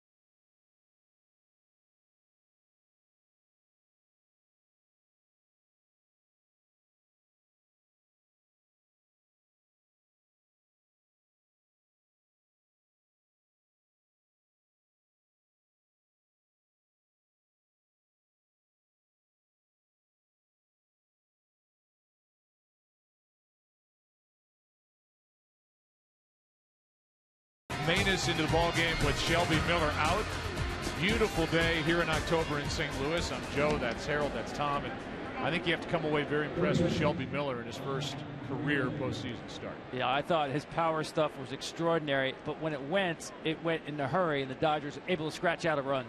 Yeah, but I thought the double play ball that he was able to pick up, 1st and 3rd, no outs, to get that double play on Kemp, really sets up the game where we're at right now. But he pitched fantastic. Yeah, he did. And, you know, you think about Mike Matheny had a choice. He could have forced Michael Wacha into the rotation, but he went with Shelby Miller, and I would say for the most part they've come out of this pleased with what Shelby Miller did. Now it's Juan Uribe against Seth Maness. The Dodgers up 1-0, 2 on, 2 out.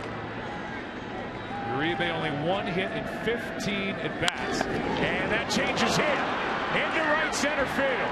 1 run will score. Ethier is going to be held at third, and an RBI base hit by Juan Uribe. It's 2-0 Dodgers. It's a big hit. I thought they were going to send Ethier all the way from first base on that. Because that ball split the gap and the nature that it split it, the defense was out of position on relay. So when this ball splits, you see Ethier not being held. He's coming hard. Once it gets past second baseman Wong, he's no longer the relay man. So Grichuk makes a nice, strong throw back in that hits the first baseman, or else this ball gets away. Watch the throw come in to see Adams cut it off. If this ball doesn't hit Adams, I think we see Ethier come all the way around because there's no relay man prior to that. Now it's A.J. Ellis, the red-hot A.J. Ellis. He's been on base twice. He has a hit. He's 7 for 12. First and third, 2 out. Yeah, that's a dagger of a hit by Uribe. 2 outs. Maness, the sinker ball pitcher, left it up. Uribe took advantage.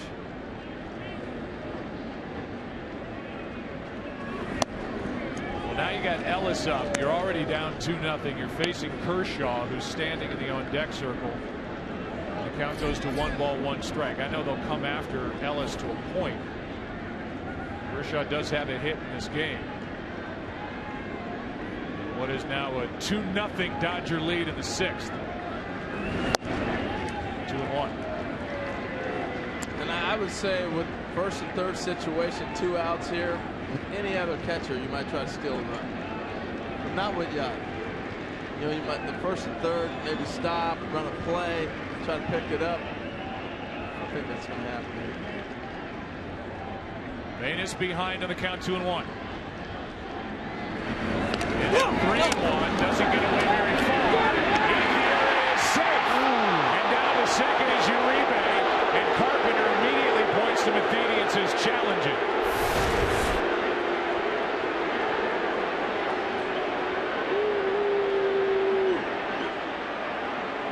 Boy, the third base umpire, Jerry Meals, had a good look at it. Yeah, I want to see the right foot, see if that was able to sneak in or not. Right when he gets right here, it's going to be this stride right here. Is it there or is it not? Tough to tell. Yeah, looks like he got him. What a great job by Molina to find that ball quickly.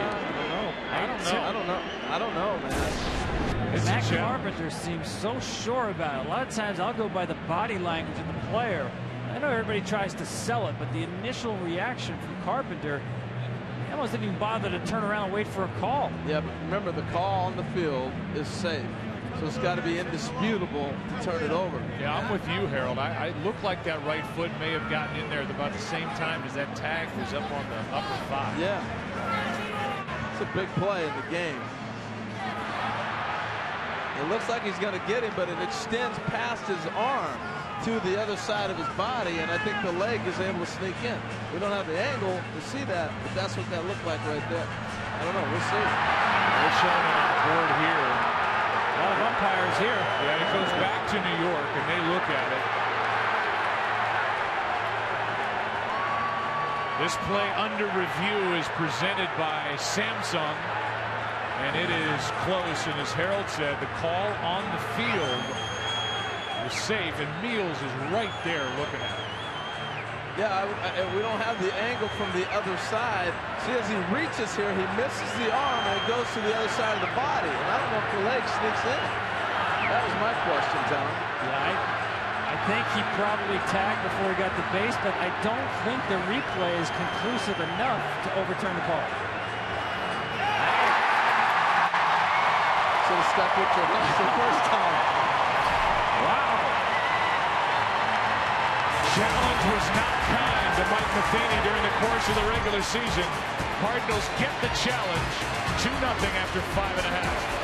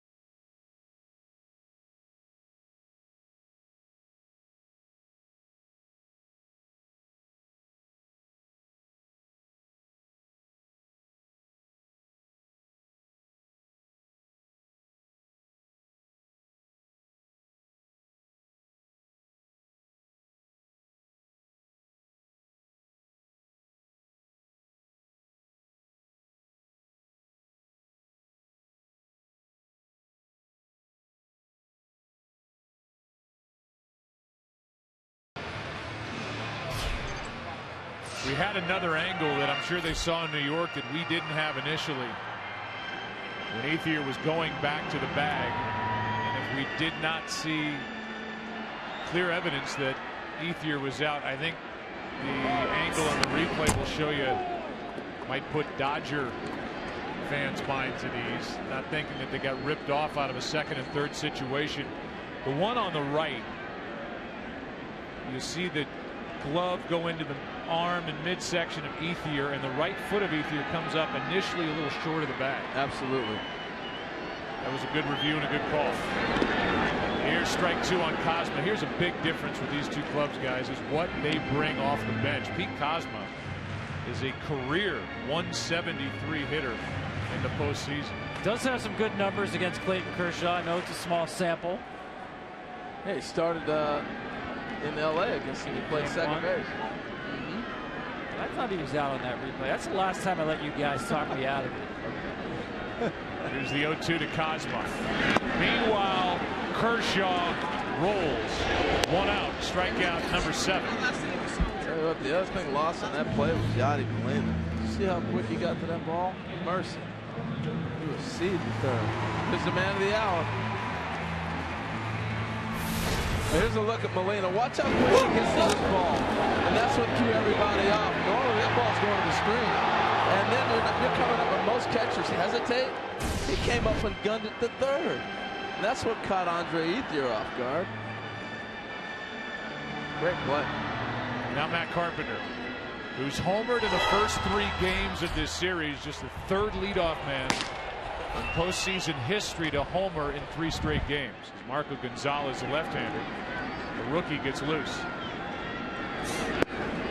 Carpenter took Kershaw deep in game 1. Hank Bauer did it for the Yankees in 1958. Lonnie Smith for Atlanta in 91. Carpenter is also the third left-handed batter to homer off 3 different left-handed pitchers in the same series. Running a short list with Rusty Staub and Josh Hamilton, who did it with Texas in 2010. I think the adjustment that Clayton Kershaw has made today on Carpenter thus far is keeping it away. If you're going to beat me, you're going out of the ballpark, you're going to have to drive it to left field, take it out of here. 1-1. The other part of it is, Tom, he's over 50% breaking balls. Yeah, and that, again, a departure from game number 1. The big train, a little too headstrong in that game 1, especially with runners on base. Today, from Jump Street, really has mixed his pitches very well. Here comes a 2-1 to Carpenter. 2-2. Getting on the outside half, and he was missing those balls in before. But I think also a lot of this goes with A.J. Ellis, too. You know, we talked about the learning curve. That ball's a ball he might have left out over the plate. They're trying to get away, left that one out over.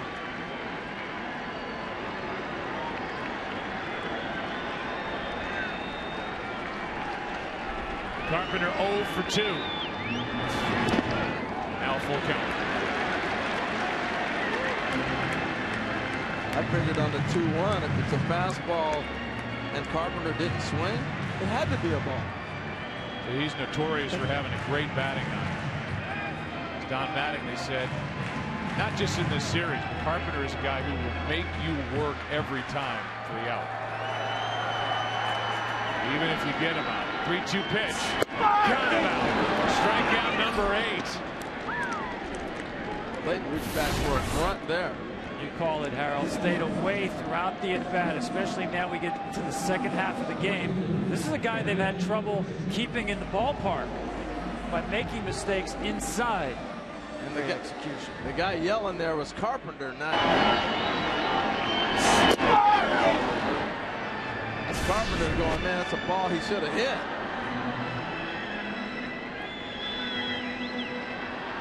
Carpenter 0 for 3. 8 strikeouts for Kershaw.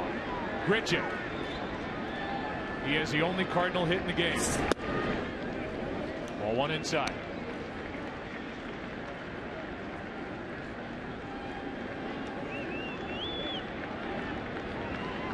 Pitch number 89.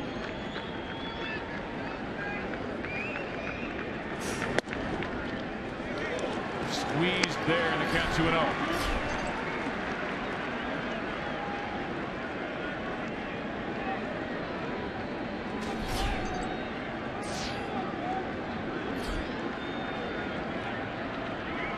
Two out, nobody on. That's over the outside half. 2-1. Again, same formula. You're going to take a ball and drive it. When you're heading to count, you're going to have to drive it the other way. A little old school baseball. Made the start last year on short rest through 91 pitches, was taken out. Kershaw. There's pitch number 91 here. And it evens the count at 2 balls, 2 strikes. I would be shocked if he gets Grichuk here. He doesn't go out and try and get at least through the 7th. I would too. Forget pitch count. 2 out, nobody on. That's foul. Well, you almost want to see that John Lackey, I'm not coming out, this is my game attitude when your pitcher gets over to the dugout, or if you come out to visit him on the mound. You want to see that. He's pitching like a man on a mission. The 2-2. That time you heard Clayton. A little extra effort there. The grunt. I don't know if I'm watching the U.S. Open tennis. Trying to power it past Grichuk.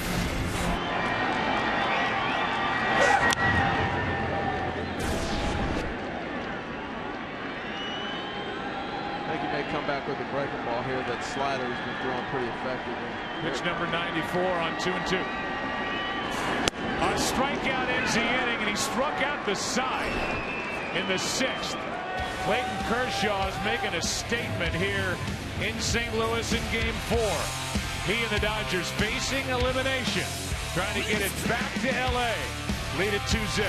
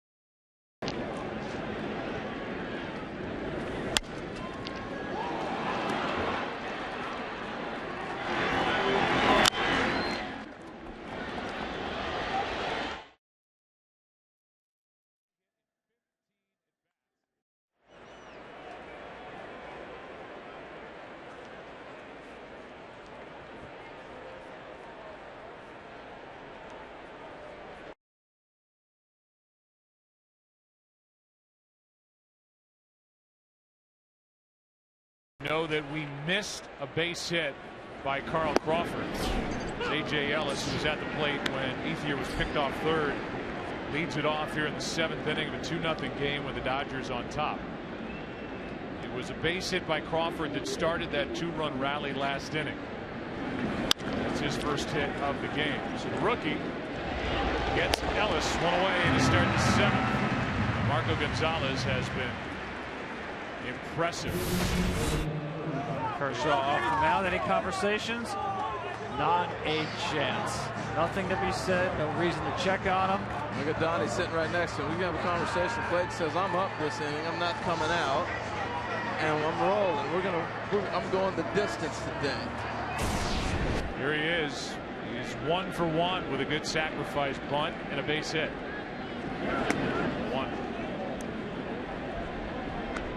He's given his team everything he's got.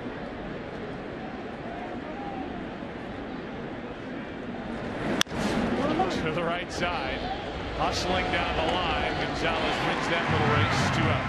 You don't often have a pitcher that sets the trend on the team, but I think both these clubs are unique. Adam Wainwright is clearly the leader over here with the Cardinals, and I think Clayton Kershaw really sets a trend of how we're going to play every night. That the manager would look at and say, "This is how I want you to prepare yourself right here." How about the way he busted it down the line right there? That's a routine out.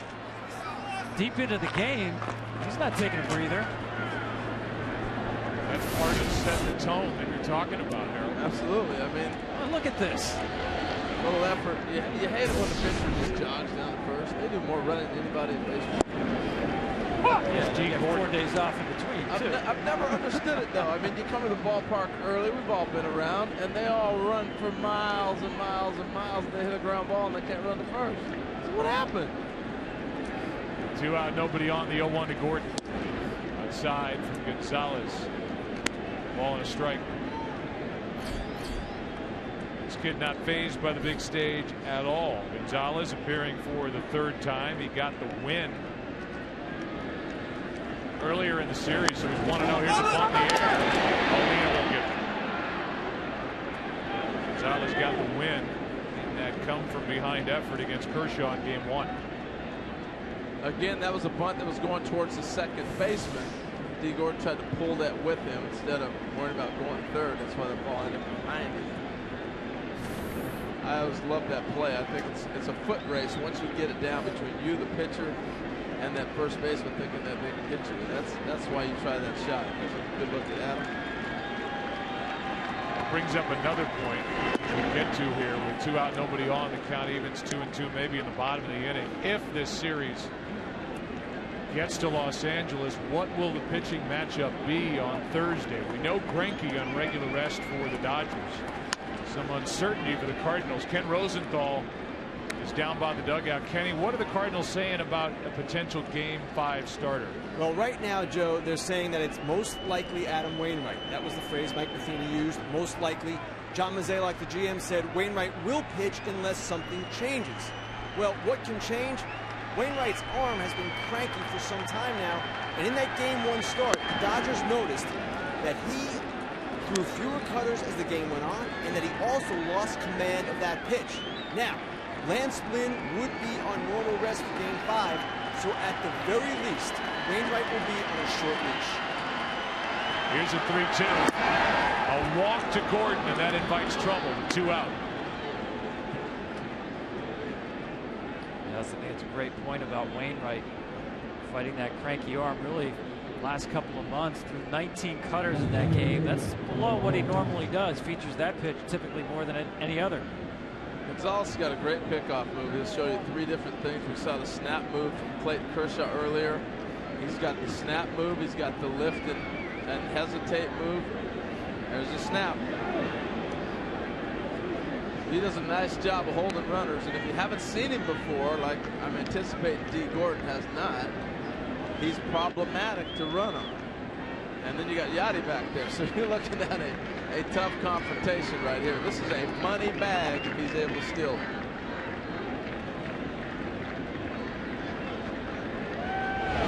Just to finish the point about Wainwright, Steve Horn, our editorial consultant, had Aaron Charlton of Stats Inc. look up the workload on Adam Wainwright. since the 2011 season.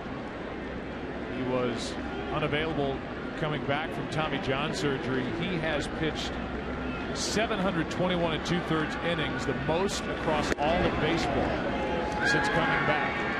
And so while he went through that dead arm phase in August, he had a great September. He was the pitcher of the month, but it didn't look like it after that layoff and the extra rest going into Game 1 last Friday night.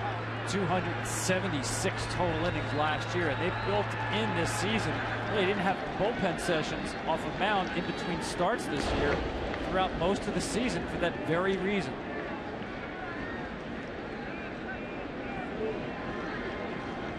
Cut his finger. Oh, his nose is bleeding. Yeah, he's got a running nose. The cut man from the corner to come out. So nosebleed for the rookie Gonzalez.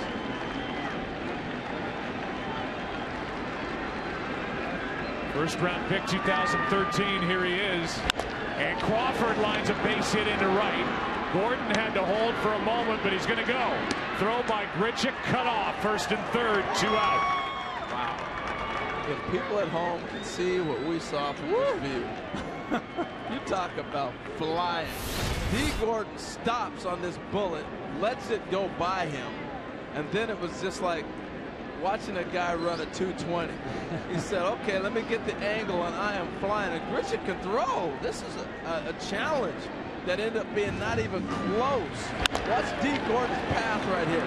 He right here has made up his mind. I'm going. I didn't need a coach. I'm daring you to throw me out. You know how fast I am? Mercy.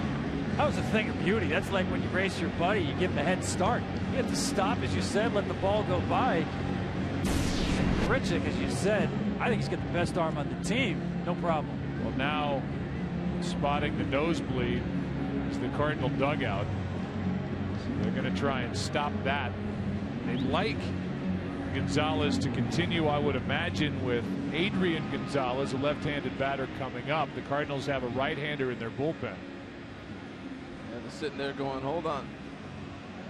That's Carlos Martinez. Stitch him up, Mick. Stitch him up. Use the jab. Use the jab. Keep those hands up. There you go. What's coming up later? It's going to be fun. Game 4 of that division series in San Francisco. The Nationals and the Giants. Might be some bloodshed in that game too, man. This is a battle.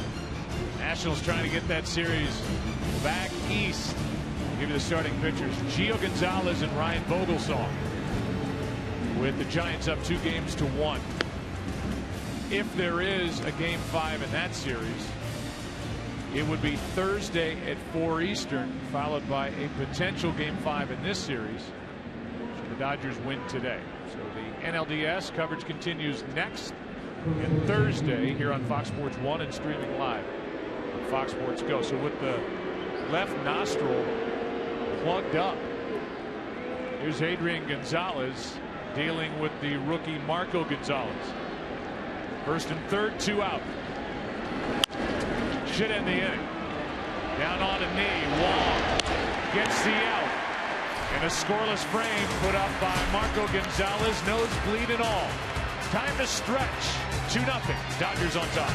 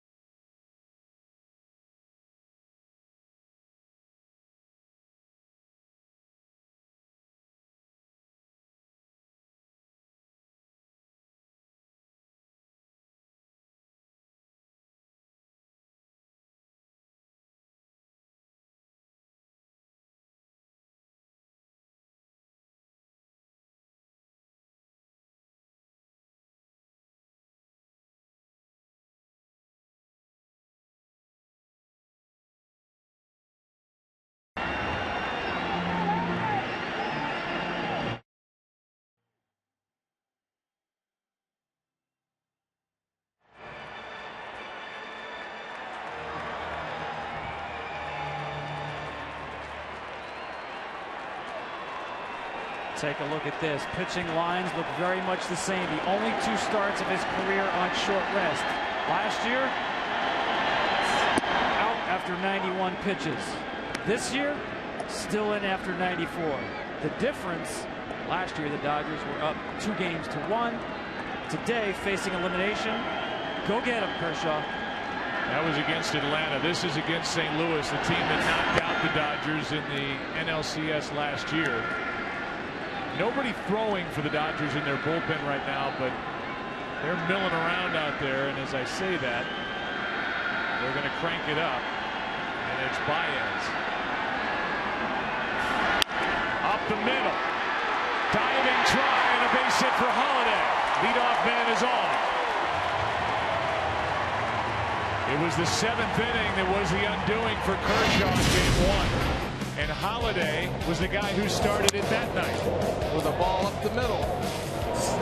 Then Peralta got a base hit. Then Molina got a base hit. Then the RBIs started coming. Matt Adams with a single. John Jay through the left side.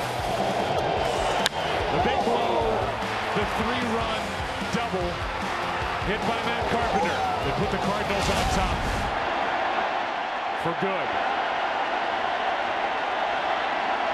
Kershaw bounces it into Peralta. Ball 1. Well, we've been talking about all day the adjustments and what would be interesting for him to fall back in the same place in the batting order is amazing. As they headed here to the 7th inning and Holiday gets a hit. The difference already, slider first pitch Peralta. We didn't see that in LA the whole inning. Peralta could tie it with 1 swing. Tried to. Almost took out his third base coach, Jose Oquendo. That ball was smoked.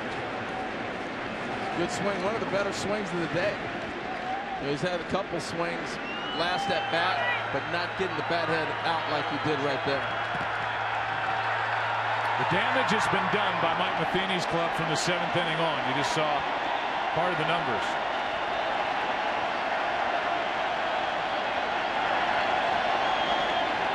Check on Holiday before pitch number 100.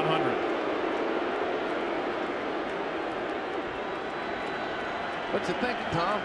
Thinking it's slightly surprising no left-handers up in the bullpen, but his left-handed specialist is on the mound right now. It's off the glove of Ramirez. 2 on, nobody out. Inches away, and the tying runs are aboard.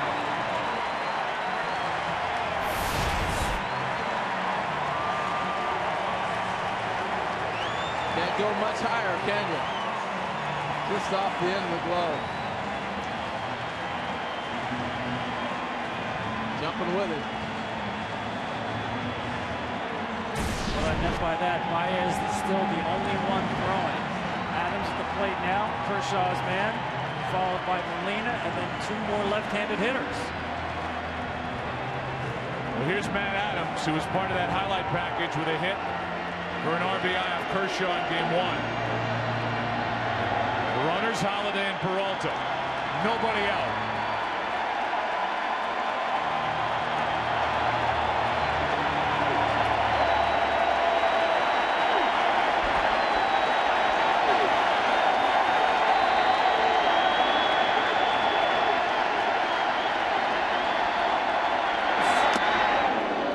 Still at 93 for strike 1. Up in the zone, away, little foul tip.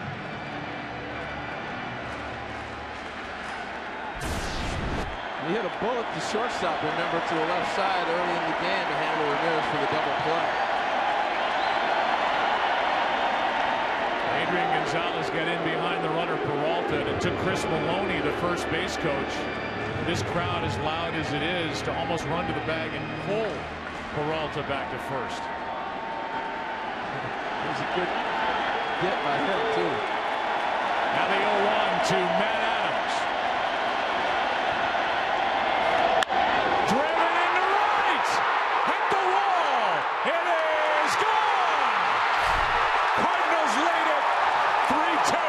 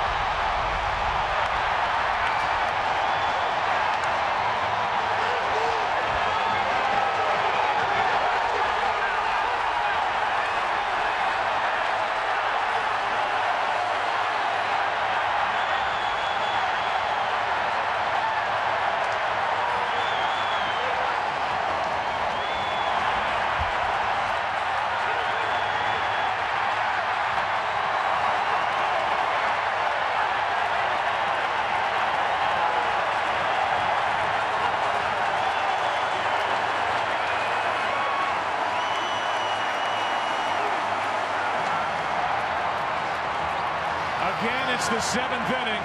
Again, it's a left-handed batter.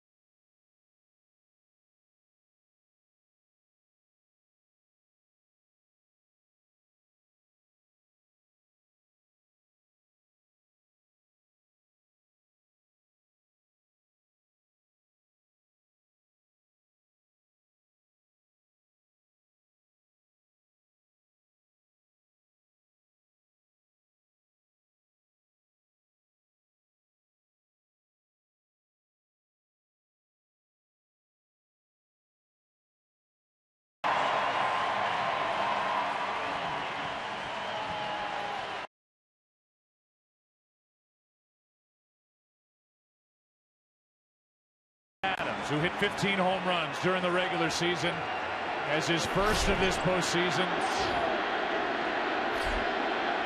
Pedro Baez takes over. This game is a long way from over. We're in the 7th. Now the Cardinals lead by 1.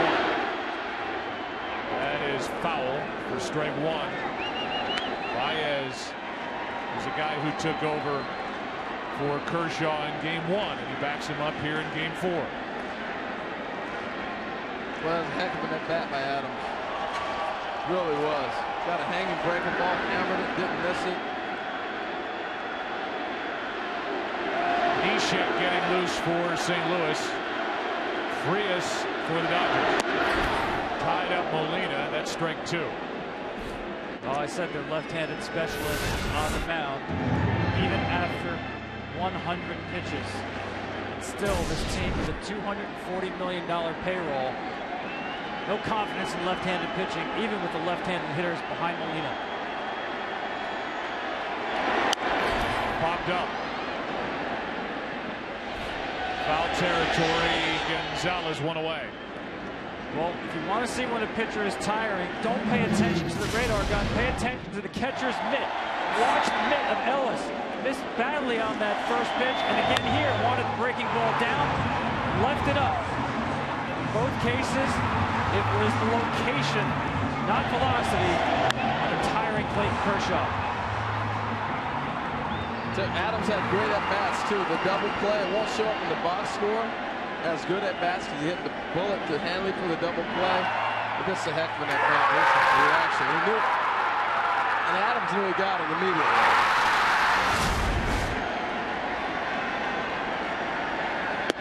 Now Jay, 97 from Baez. Strike 1. But Joe, you said it. This game's, we still got a little ways to go. Yeah, a long way from being over it. Clayton Kershaw through pitch number 102. That's a ball that Matt Adams got over the wall into the Cardinal bullpen for a 1-run lead. Cardinals came into this 7th inning with only 1 hit. Kershaw had struck out 9, walked 2. The But a single by Holiday up the middle. A line drive just off the glove of Hanley Ramirez into center field, and then Adams hit a hanger into right. It's eerily similar to the game in L.A.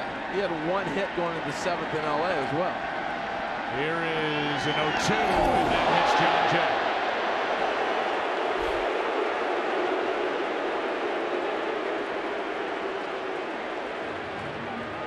Another look at the home run.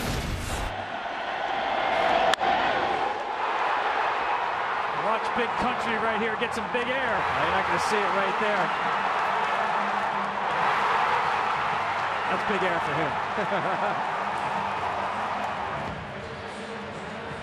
The other side of it with D. Gordon. Well, he's thinking about the ball he dove on that went off the glove. Hanley Ramirez thinking about the line drive that went off his glove. Game of inches. Now Colton Wong, 1 on, 1 out. It's up to Baez to hold it right here for the Dodgers.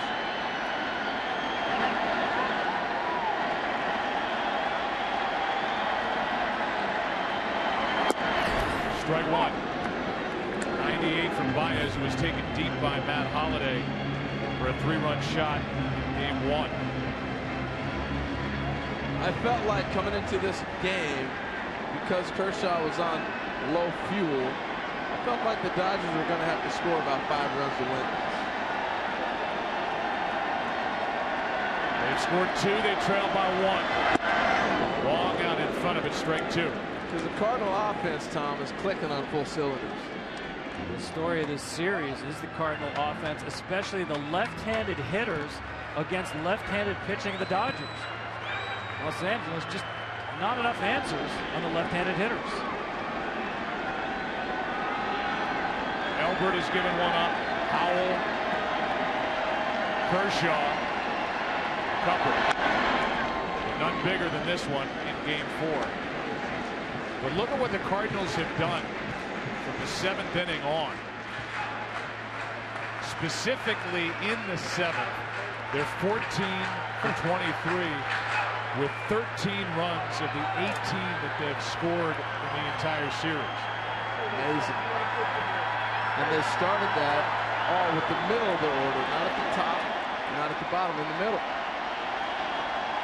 Long drove home 2 in the 7th last night with a home run. He hit off Scott Elbert.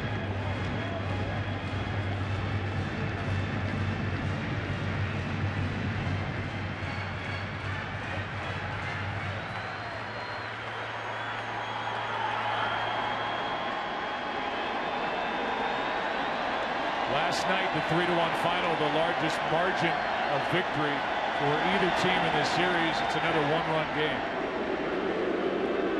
A check on John Jay, who was hit by Baez after the foul out by Molina.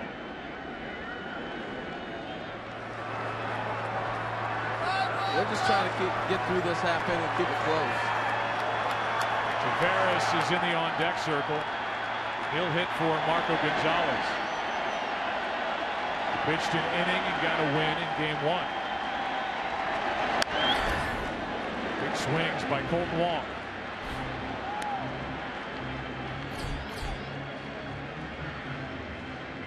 I just love the approach these guys have had at the plate. I mean, they're covering balls. When they're fouling it back, it's great swings. Beautiful full moon here in St. Louis. Long ready for another. Count still 0-2 with Baez.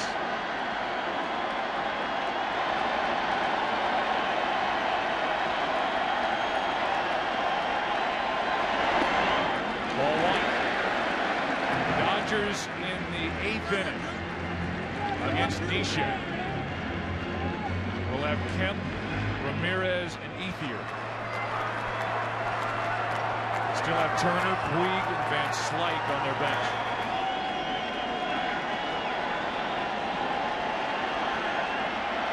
Jay with a decent-sized lead. Ball 2. Well, I think it's interesting that playoff baseball clearly comes down to the bullpens. And the Dodgers bench depth, you'd lean that way, but you clearly lean towards the Cardinal bullpen. Big difference. Dodgers spent $20 million on Ryan Wilson, Chris Perez, Brandon League. None of them have gotten up in this game. Perez not even on the roster. Strikeout for out number 2. Heck of a changeup, good pitch. Going 98, and then you drop a changeup at 88. There's a good look at it. Colton Wong looking for that. Oh, that's a home run the other night he hit. The thing that's so impressive about Wong, not the biggest Cardinal, but Mike Matheny telling us the best bat speed on the team. Such bat speed, this bat actually hits himself in the back on the follow-through. So that was the 7th inning last night. The 7th inning tonight, a strikeout. It presents Oscar Taveras with a 1-on 2-out chance after Matt Adams just had the thrill of his life. I really like this guy's swing. We've been working on a lot of things with him, but he's always hitting the minors. He just hasn't put it together yet here. High pop-up left side may stay in play for Uribe. It will, and the inning is over. Nice job by Baez with the damage done. Clayton Kershaw gave it all he had. Pitch number 102. Home run number 1 for Matt Adams in this series. Lefty on lefty. The 7th inning again into the 8th. Game 4. Now it's the Cardinals on top. 3-2.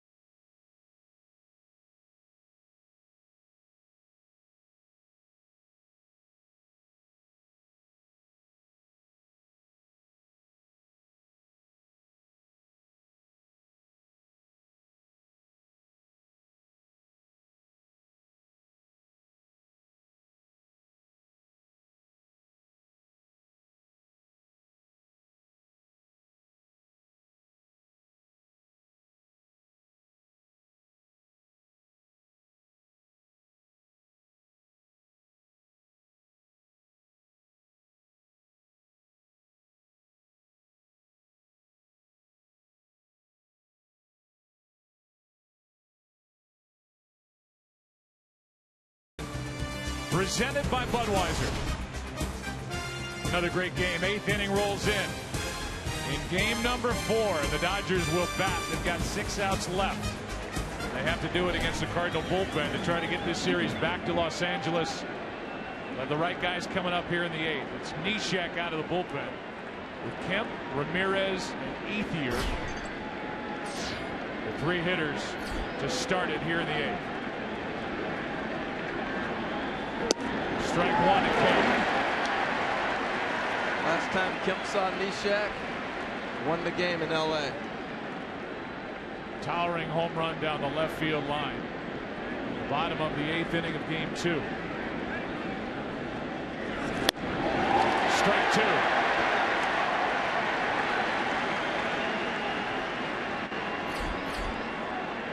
Kemp had first and third, nobody out in the 6th inning. The inning the Dodgers got 2 runs to cross the plate. Kemp bounced into a double play. Run away on 3 pitches. Great adjustment by Neshek. Everything away. Watch this ball right here. Slider running away. Remember, he challenged him inside in LA. He got beat with the home run on the inside half. Then he went away, away, away, and ends up with the result of the K. Carlos Martinez is now joined by Trevor Rosenthal, the Cardinal closer, out in the bullpen for St. Louis. A strength for the Cardinals, a glaring weakness for the Dodgers in this series. Hanley Ramirez hit 13 home runs during the regular season. Ball 1 outside.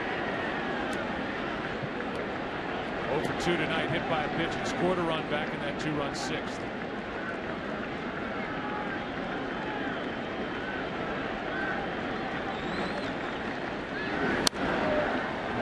Strike. Kershaw pitching on short rest, getting the ball tonight against the Cardinals in 18 starts in his career coming in. 5 and 8 with an ERA over 4 against the rest of baseball. Kershaw 94 and 45 with an ERA under 2.5. Well, especially in the postseason, the Cardinals definitely have his number. Trying to advance for the 4th time. Broken back. 2 out. Let's go to Kevin Burkhardt in the studio for a game break.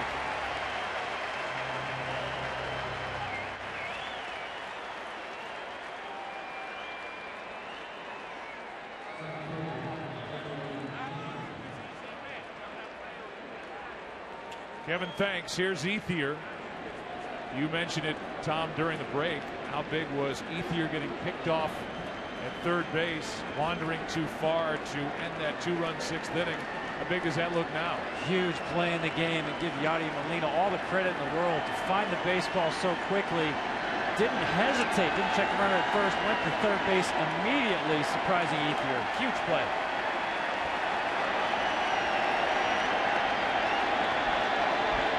Ethier takes a strike.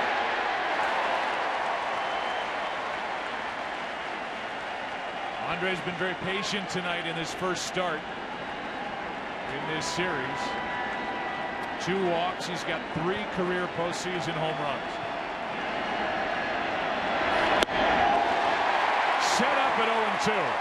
He's up against it tonight. This is the best I've seen Neshek all season for me personally. That 93 gets on you in a hurry with that quick delivery to the plate.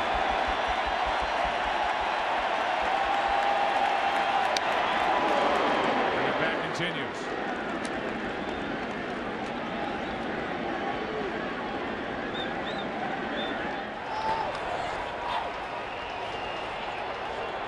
Now it's just Rosenthal getting loose. Follow the postseason with MLB.com and that, the #1 app for live baseball.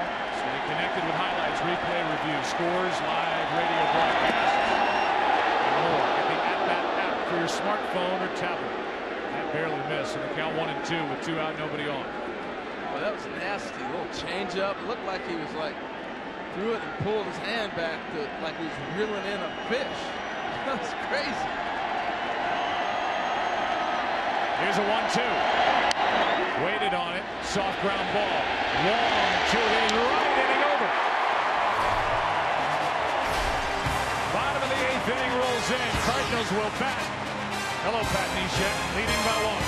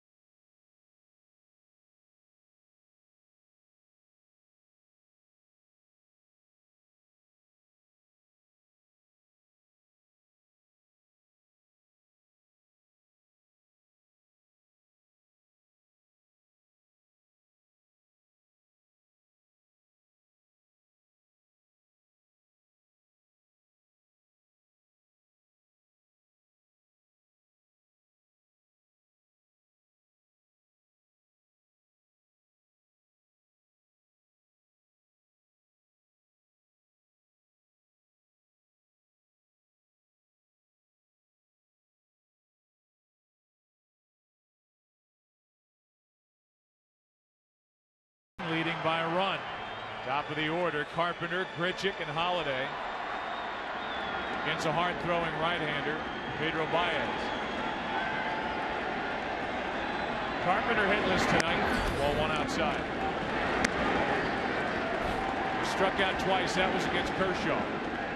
This Cardinal team, and Carpenter's been a part of it with 3 home runs in this series. The team that hit the fewest home runs in the National League this year. They scored their last 11 runs in this series via the home run ball. Starting in game 1 with that 3-run shot hit by Matt Holiday. And that 8-run 7th inning against the man on the mound right now, Pedro Baez. You just talk about running to a buzzsaw. These guys are hot, they're swinging it, they got great approaches, and they're getting good pitches to hit. It's a good team. I think the Cardinals have been overlooked all year. And the home run element takes them to another level of danger. That's what they didn't have all year, not just statistically, but they had a tough time sustaining an attack, having it in short spurts. It was such a change from the previous 2 years. People thought this was the weakest version of the last 3 Cardinal teams. Well, the home runs are just shocking to me, especially off of Kershaw. We'll go back to the home run in the beginning of the series. Randall Grichuk on a curveball. The bookend home run right here, Matt Adams on a curveball. Over the course of the season, Kershaw threw almost 1,200 breaking balls and gave up 4 home runs. 2 in this series. The other side of it is what the Cardinal pitching has done, both out of the rotation. There's the starter tonight, Shelby Miller, but the job done by that bridge area of the bullpen to get it into the closer's hands. They've been fantastic. Neshek with a terrific inning again here tonight. They've really used the Dodgers' aggressiveness against them. They've done a great job of that. A 2-2 to Carpenter, leading it off in the 8th. Good rip.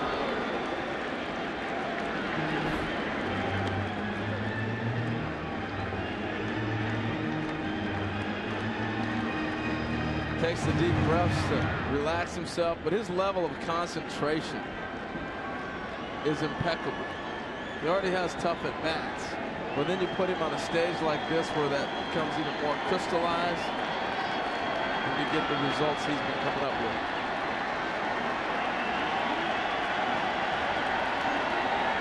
The 2-2. Spoiled it. The Dodgers in the 9th inning will have the bottom 3 in their lineup. Uribe, A.J. Ellis. Ellis has been the hottest hitter in this Dodger lineup. Remember that good bench with Puig on the bench, Scott Van Slyke, and Justin Turner, who hit .340 from Don Mattingly this season.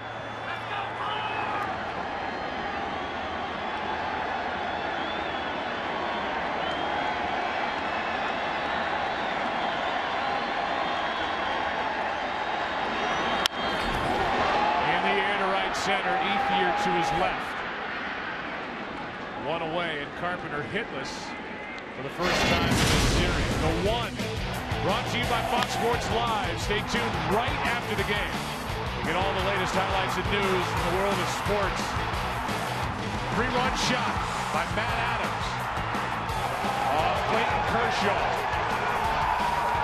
The first runs of the night give the Cardinals their first lead of the night as they lead this series 2-1. Here's Grichuk.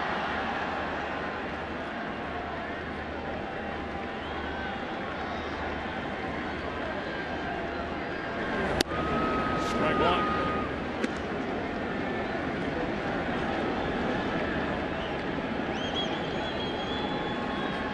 Grichuk had the only Cardinal hit through the first 6 innings against Kershaw. Singles by Holiday, Peralta, home run Adams. Strike 2, Baez. Probably making the Dodgers and Don Mattingly wonder if, despite the home run in game 1, maybe he was worth another look. Going well so far tonight. Yeah, you can see why they love his stuff. Big power arm. They compared him to Carlos Martinez as a potential difference maker. They put him on the roster, a guy who threw only 24 major league innings, and pitched only 3 times in games that were tied or the 1-run difference. They threw him right into the fire in game 1. It's much more settled here in game 4. Here is a 1-2 pitch. Pritchett strikes out, 2 down. He's reaching back, bringing it. He's got to be a little frustrated too if you're Don and you see this kind of performance. And we've seen the end of this performance, evidently, as Don Mattingly is coming out. The right-handed hitting Matt Holliday coming up. It will be Brandon Lee into the ball game with 2 out, nobody on at the bottom of the 8th inning here in game 4.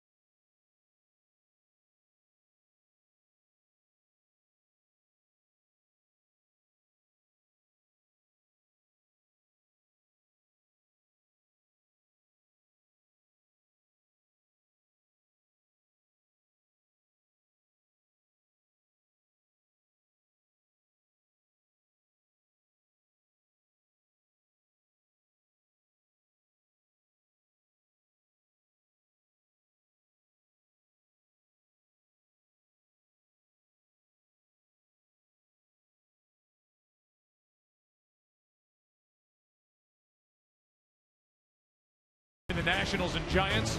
The Nationals trying to get decisive game 5 back east. It will be Thursday at 4 Eastern. Coverage of the NLDS continues next, if need be, on Thursday here on Fox Sports 1 and streaming live on Fox Sports Go. That matchup coming up, Gio Gonzalez against Ryan Vogelsong. 2 out, nobody on, and Baez is out with Holliday, who took a deep. Game 1 coming up, so it's Brandon Lee. First pitch swinging, Uribe, nice play. That ends the inning. And Juan Uribe is set to lead it off in the 9th inning. 3 outs to go. Dodgers, 3 outs left. Facing elimination to the 9th inning we go here in game 4.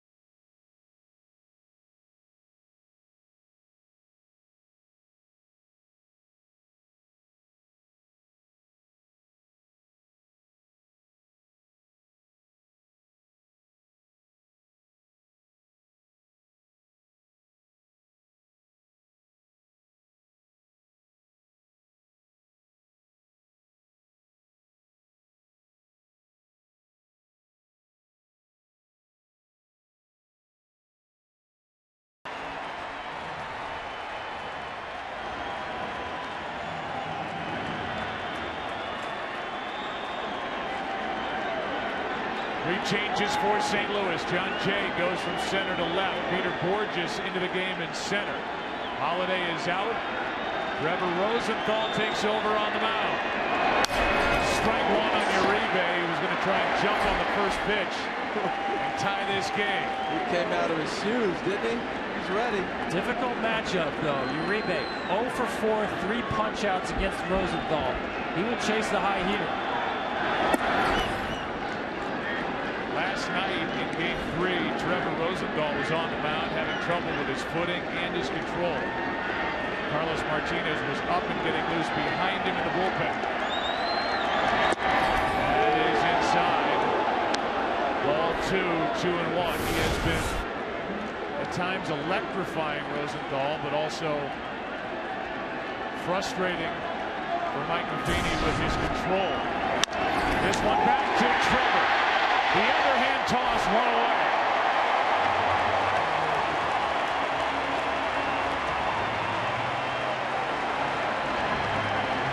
Again, he ran that ball in on his hands that way. That one there going away. So you get those guys looking inside. Now all of a sudden you go back out. It's tough to handle the whole plate. You gotta try to see one side or the other. Nice job of pitching right there.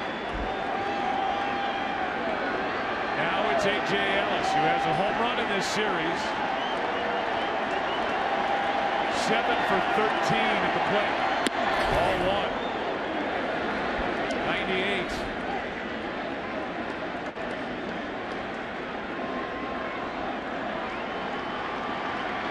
On deck is Turner. That's ball 2, 2-0. Quality at bats for A.J. Ellis throughout this series. This one no different, making sure that Rosenthal gets something in the strike zone. And a guy who's not going to get big with his swing.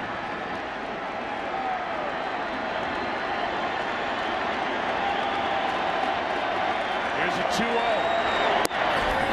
And the knees. 2-1, and A.J. Ellis talks to the home plate umpire, Eric Cooper. He thought it was low. The ball just held its plane right above the knee. The four-seam fastball. Now a 2-1. 3-1. At 100.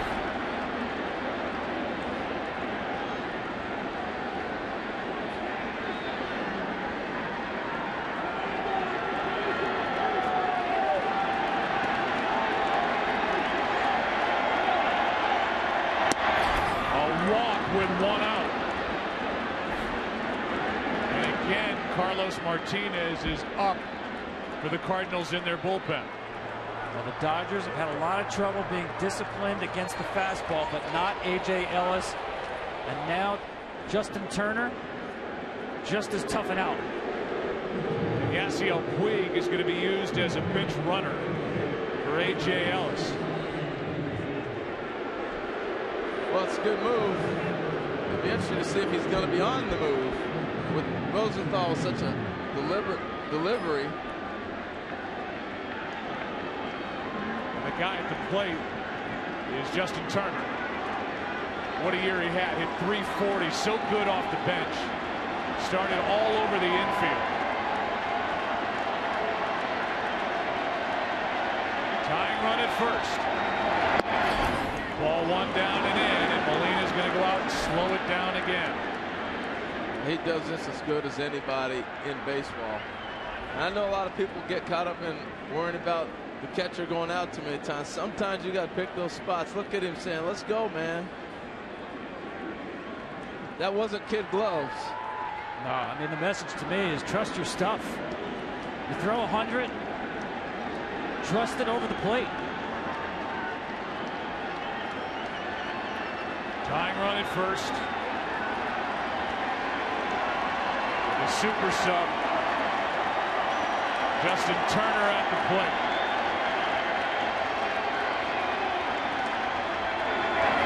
Not close.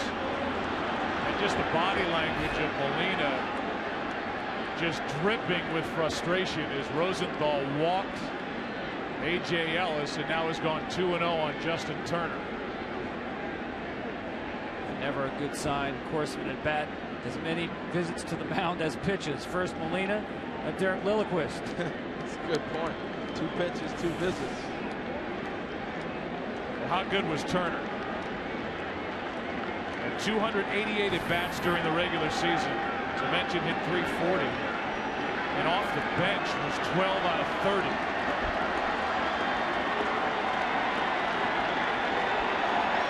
California kid. Waiting for a 2-0. Is he taking? He is. That's a strike, and he didn't like it. Well, he's keying in, looking for something inside the drive. Comes back outside. He just paints one on the black. He already called the low strike before, so he stayed consistent with it. And now Turner still talking to the home plate umpire, Eric Cooper, after the Dodgers feel they got a raw deal at the plate last night with the crew chief Dale Scott. 2-1. Fought off right side. Adams is out of room. 2-2. Went a long way to get there. Big man was drifting.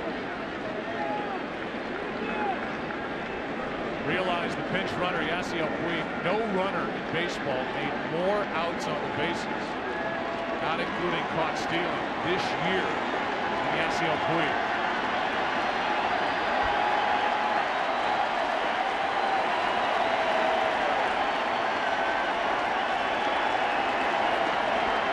The 2-2, full count.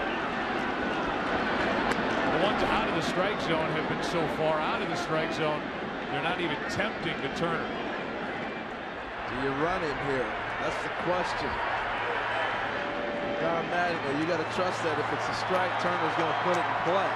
Well, as you said, you can get a jump on Rosenthal. 2 stolen bases and 2 tries this year. He stays put. A strikeout for out number 2.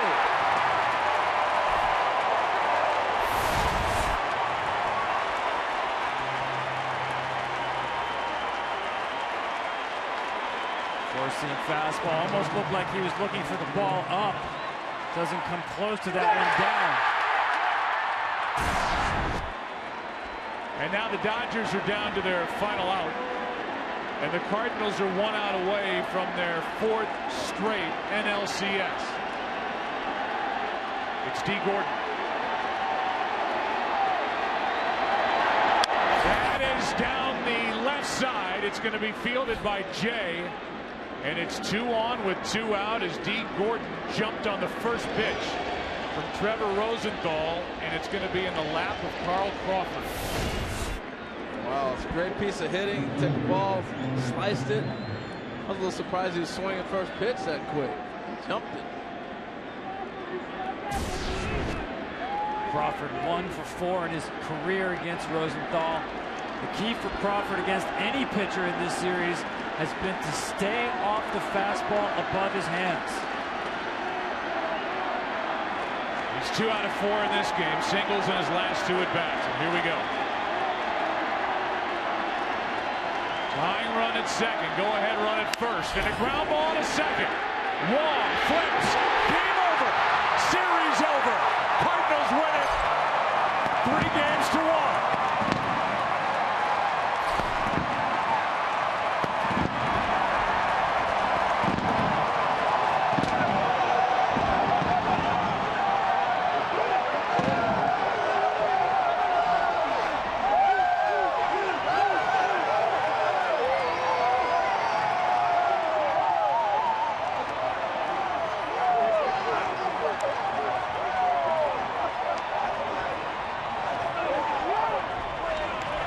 Most in the history of the National League. 13th overall and 4th straight. And 3 in a row for manager Mike Matheny in his first 3 years. The Cardinals look dead or close to it in both games against baseball's best pitcher. Came back and won game 1. Came back and won game 4. Final 3-2 tonight. The bullpen good enough. And the Cardinals advance. Fox Sports Live, special edition. Jay and Dan, take it away.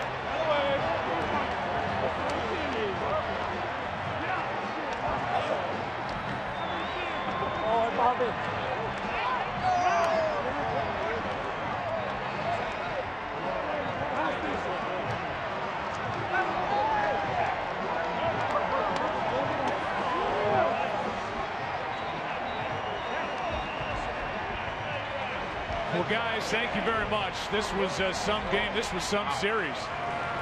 And as Mike Matheny talks it over with Adam Wainwright, Mike Matheny in his first 3 years as a big league manager is guiding his team into his third straight National League Championship Series.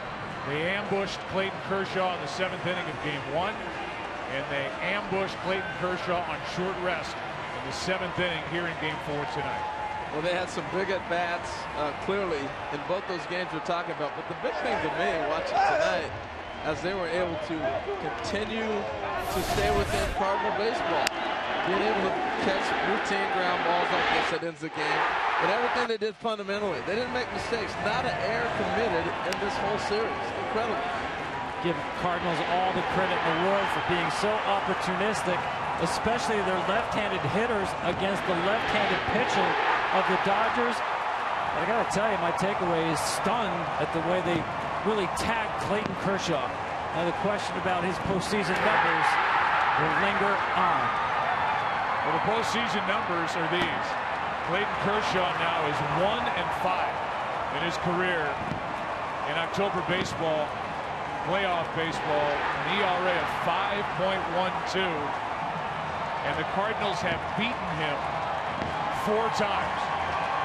Twice in the NLCS last year, and twice as Bill DeWitt, Kathy DeWitt celebrate ownership for the Cardinals. Cardinals beat Kershaw twice in this divisional series.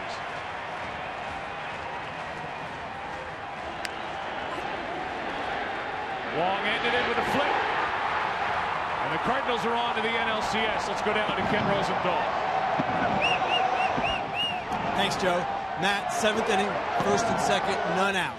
You swung through a first pitch fastball. Tell me what happened after that. I had to lock back in. You know, I was a dominant pitcher, and he's coming after you with his best stuff. So I had to, you know, it was probably a ball, the first pitch, and I chased it. So I took a step out and just took a deep breath and told myself to get it back in the strike zone. You knew right away, didn't you? Well, at first I thought it was going, and then I saw it kind of even out on the line drive, and I saw Matt going back hard on it, and I had to start running, but I had a pretty good idea that it was going. Your nickname is Big City. You were literally jumping for joy as you rounded first base. So, shall we call that the Big City dance? Yeah, I mean, we should probably patent that, but I was just, you know, Shelby battled his butt off today. He made some good pitches when he needed to, and our relievers did a great job, and just wanted to do it for the team. Matt, you came into this series knowing you might have to face Kershaw twice and Greinke twice. What does it say about this team that you knocked out the Dodgers and beat Kershaw twice in 4 games? We never give up. You know, no matter how many runs we're down or what the series lead is, you know, we're always going to come out and play hard and go after it. Matt, congratulations. Thank you. Joe, back to you. All right, thank you. Congratulations to Matt Adams. More disappointment for the Dodgers as they had last year when that series came to a close in the NLCS here in St. Louis.